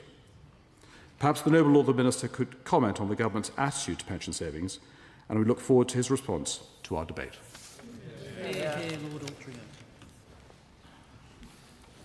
My Lords, it is a pleasure to close this debate on the spring forecast and the second reading of the Finance Bill. I am grateful to all noble Lords for their contributions, which I have enjoyed listening to this evening. May I begin by paying tribute to the noble Lord St John of Bletsoe for his valedictory speech and for his service to your Lordship's House over many years. It was a wide-ranging speech spanning Nelson Mandela, energy policy, AI, amongst other issues. In this, it was a perfect representation of the experience he has brought to our debates. I wish him very well for the future. My Lords, upon taking office, this government inherited three major crises: a crisis in the public finances, a crisis in our public services, and a crisis in the cost of living. That is why we have repeatedly taken the action necessary to bring stability to the economy, welcomed by my noble friend, Lord Barber of Chittlehampton. The choices we made were the responsible ones, and the spring forecast showed that the economic plan we've been driving forward since the election is the right one. I agree with the noble Lord Sherborne of Didsbury, that growth comes from businesses and from investors. That is why our economic plan is built on three pillars, as my noble friends Viscount Chandos and Baroness Gill reminded us: stability in our public finances, investment in our infrastructure, and reform to Britain's economy. My noble friends Baroness Bye and Lord Brooke of Alventhorpe rightly spoke about the importance of just one fiscal event a year and the stability that that brings. The OBR forecast published last month showed that our plan is working and that we enter this period of global uncertainty with the fundamentals of our economy strong, as my noble friend Lord Barber said. The noble Lady Baroness Neville-Rolfe spoke about inflation, neglecting to mention that inflation hit 11% under her government. We have cut inflation, standing now at 3%, a lower base than at the outset of Russia's illegal war on Ukraine. She also mentioned interest rates, forgetting not only to mention the fact that interest rates have been cut 6 times under this government, but that they were set soaring by the Liz Truss mini-budget. We have prioritised growth to drive up living standards. The OBR forecast showed GDP per head set to grow more than was expected at the budget, with growth of 5.6% over the Parliament. And as my noble friend Lord Pitt Watson said, we have stabilised the public finances, having already reduced the deficit by £20 billion this year, from 5.2% to 4.3% of GDP. The noble Lady Baroness Neville-Rolfe and noble Lord Moynihan of Chelsea spoke about the growth forecast.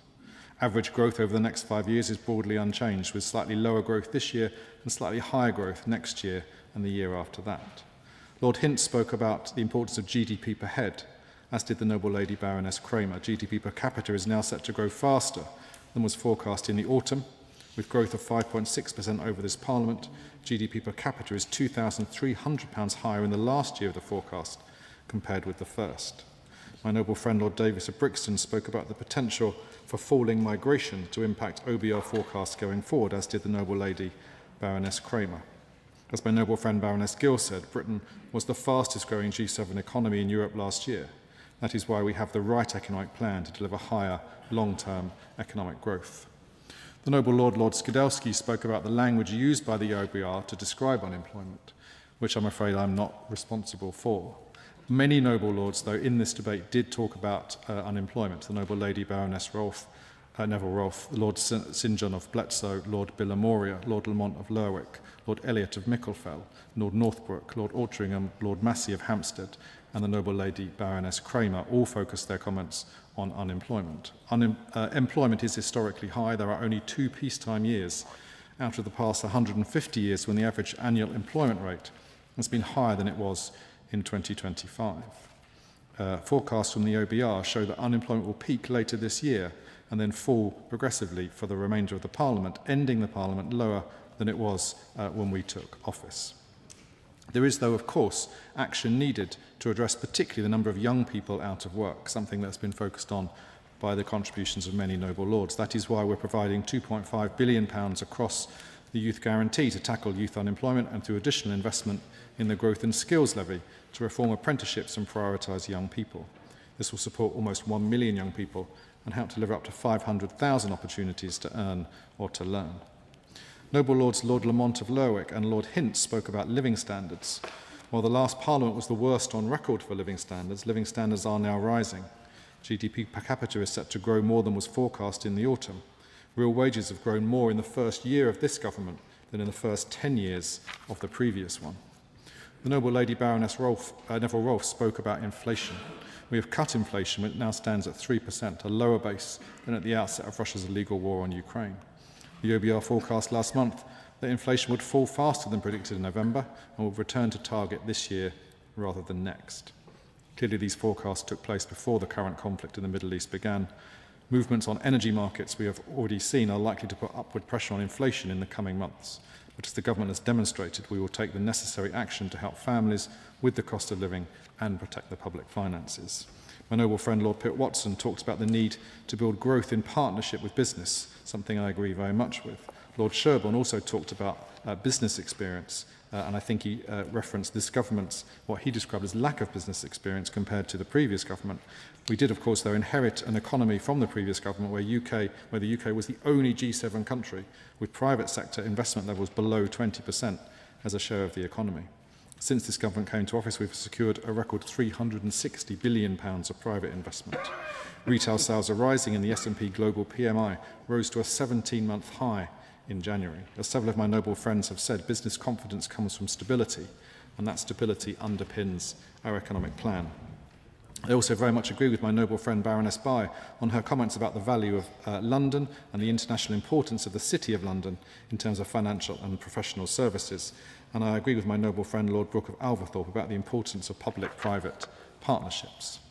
Lord St John of Bletsoe spoke about procurement, the role of AI and the potential consequences of AI on the labour market. All timely points following the Chancellor's May's lecture this lunchtime, which focused on all of the points that the noble Lord raised. I completely agree with him on the importance of using procurement wisely, and we have set out reforms today to do exactly that. On AI and the labour market, the Chancellor announced we will establish an AI Economics Institute to develop policies exactly along the lines that the noble Lord mentioned in his speech.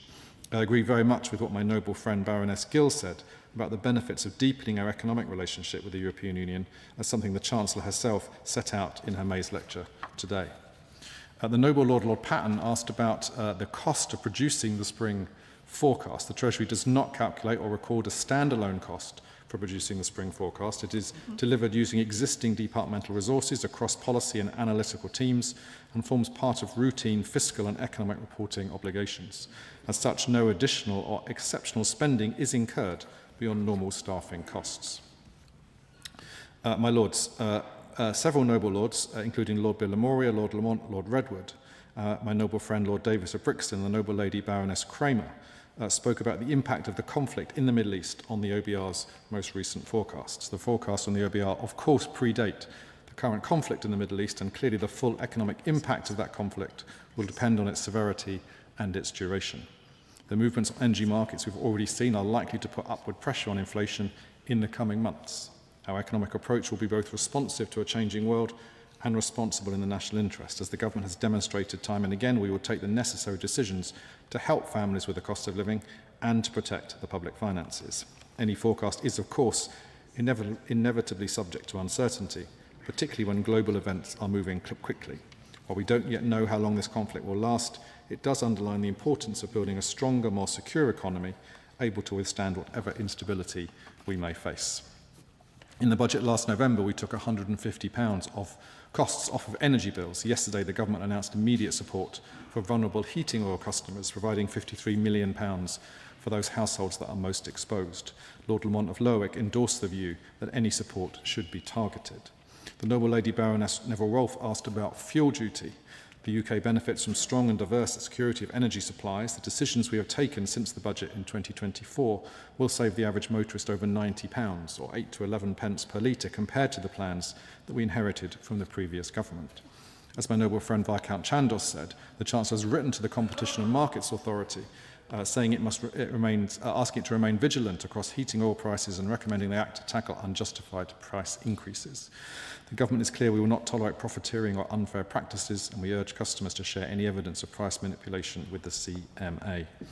I agree with what many noble lords said about the importance of the North Sea, including the noble Baroness Neville-Rolfe, noble lords Lord St John of Bletsoe, Lord Billamoria, Lord Lamont and Lord Redwood. Domestic oil and gas must continue to have an important role in the energy mix for decades to come.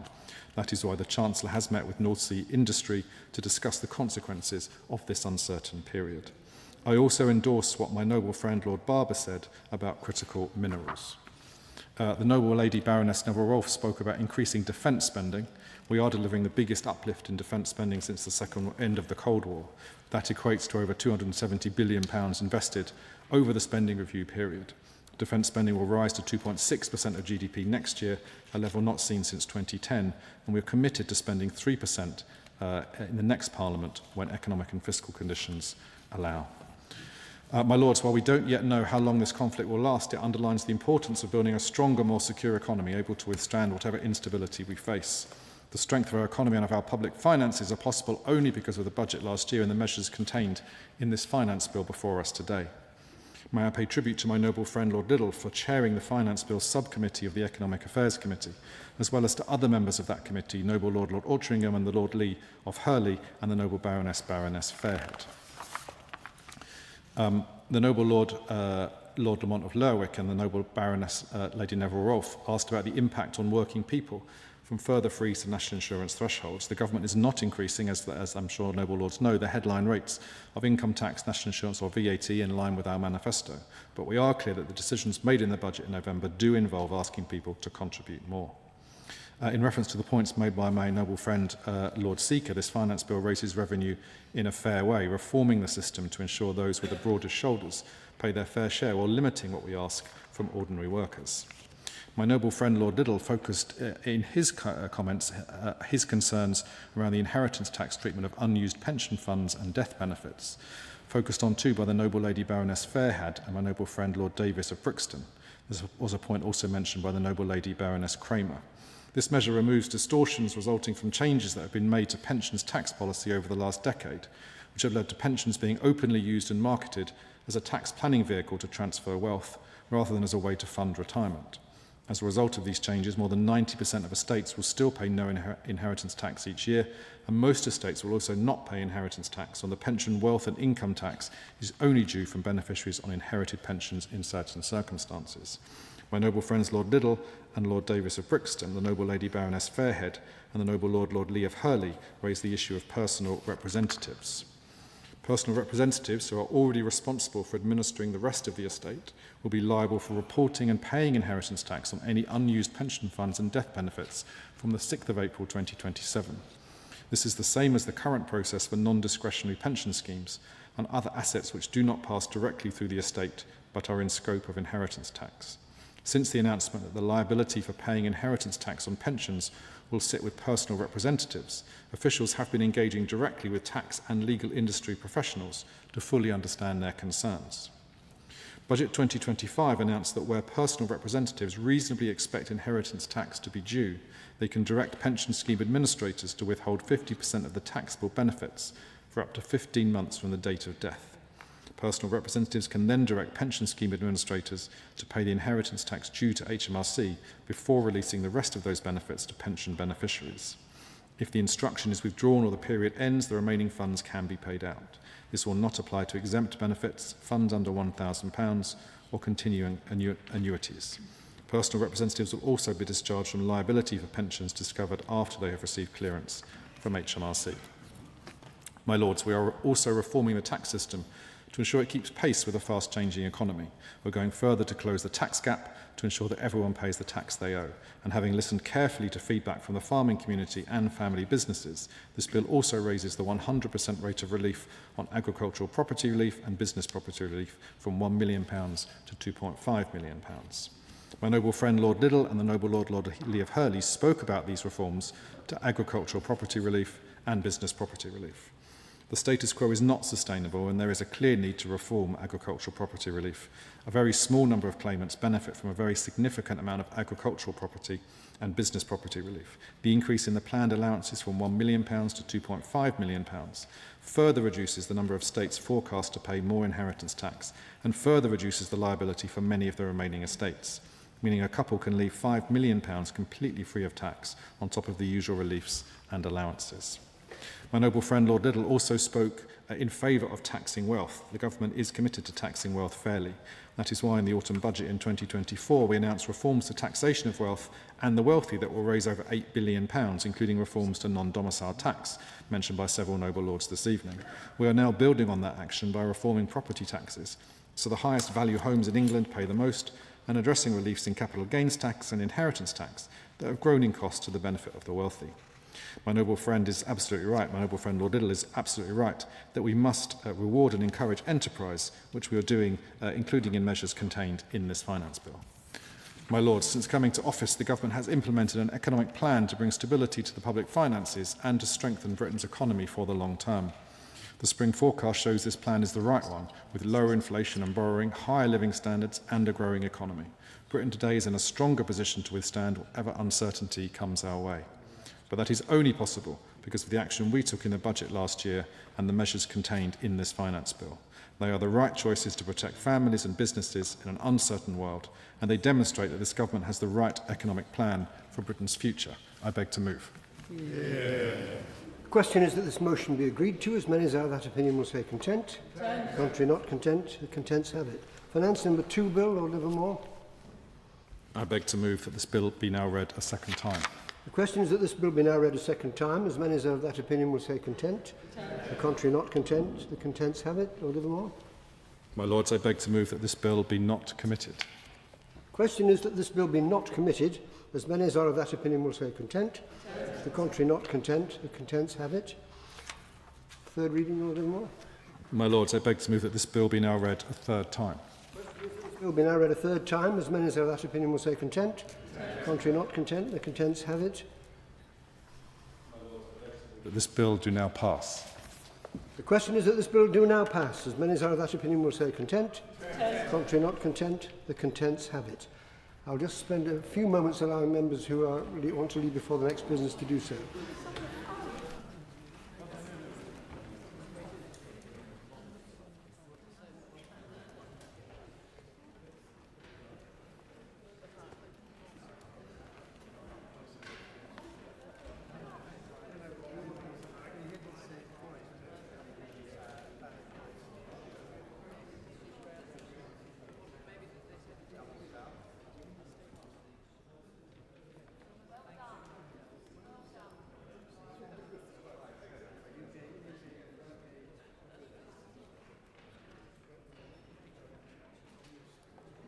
Few moments, and that's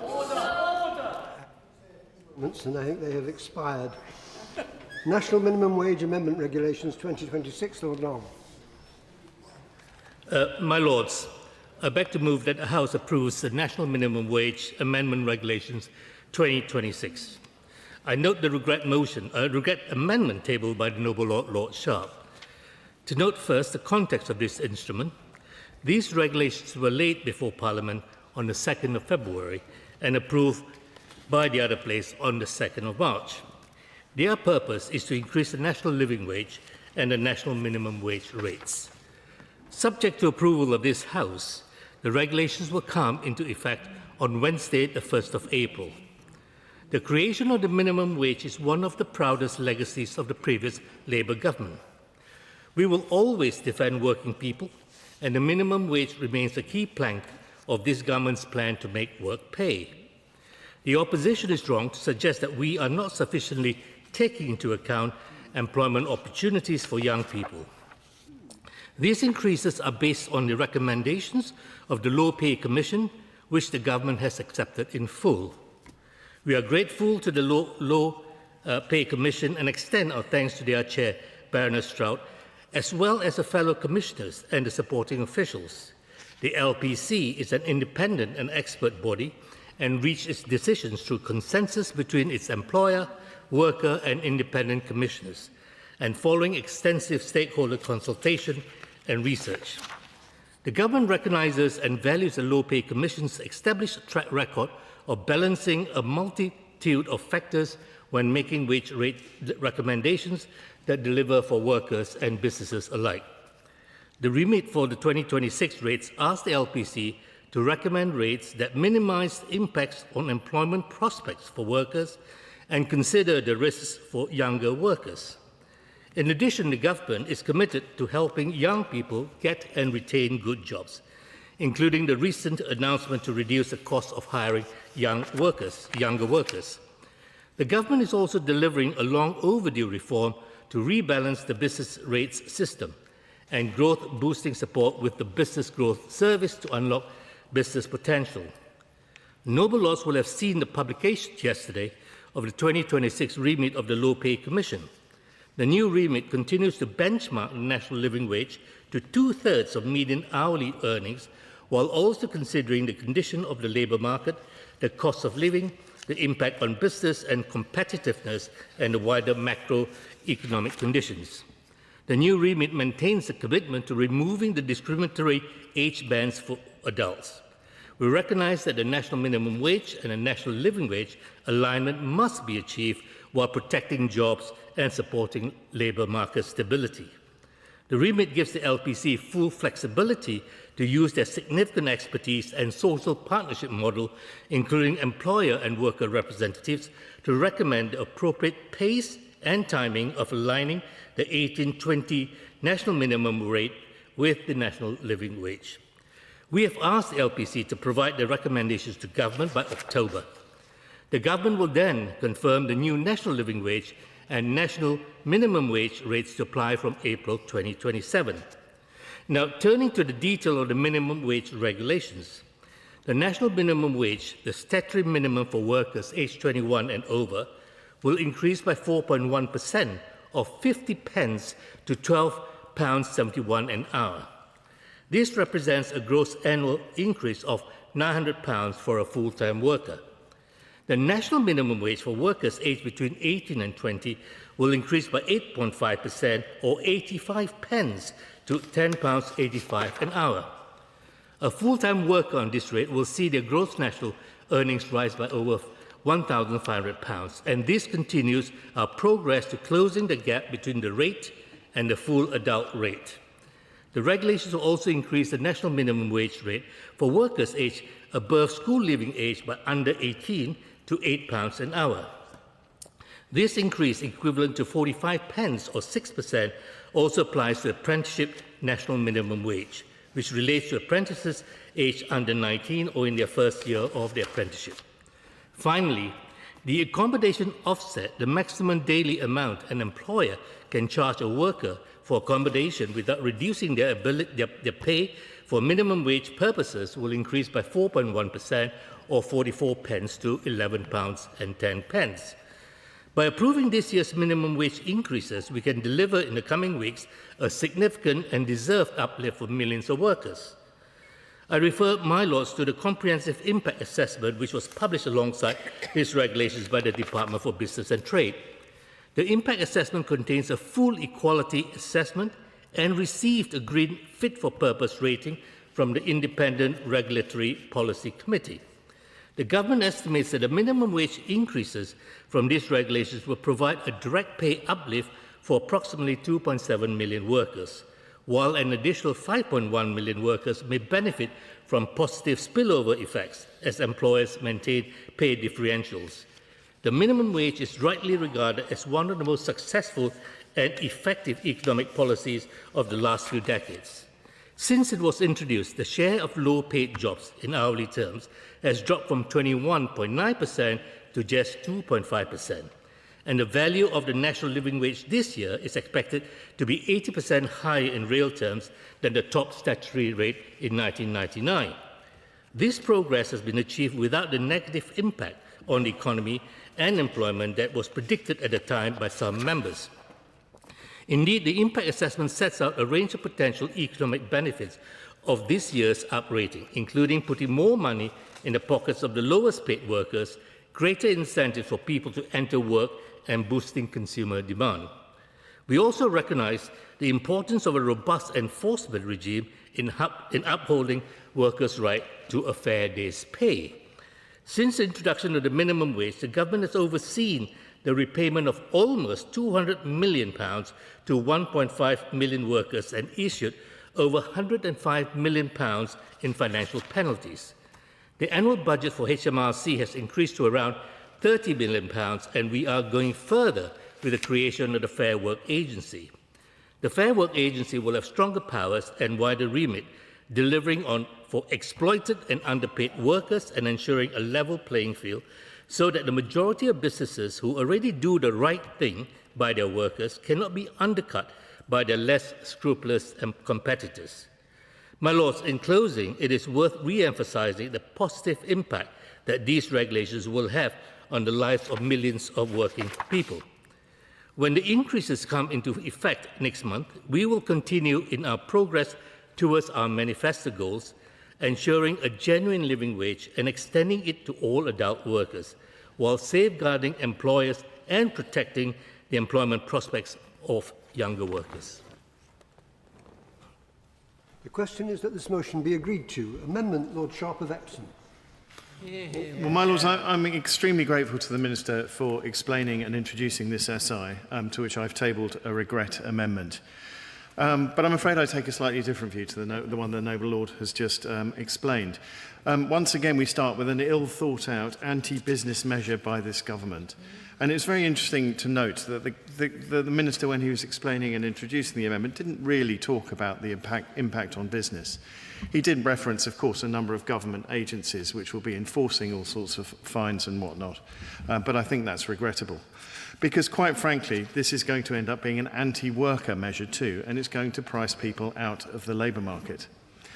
My Lords, no one on this side of the House opposes higher pay in principle. Of course we want people to earn more. But for that to be the case, there must be work to be had. A wage floor that is set without proper regard to hiring conditions, business confidence, and the fragility of entry-level employment does not help the low-paid if it helps price them out of a job altogether. And that's why this SI is so troubling. From the 1st of April, the adult rate will rise to £12.71, while the rate for 18 to 20-year-olds rises to £10.85, and the under-18 and apprentice rates rise to £8. Now, the government may pretend that there is no trade-off here, but everyone outside government understands that there is.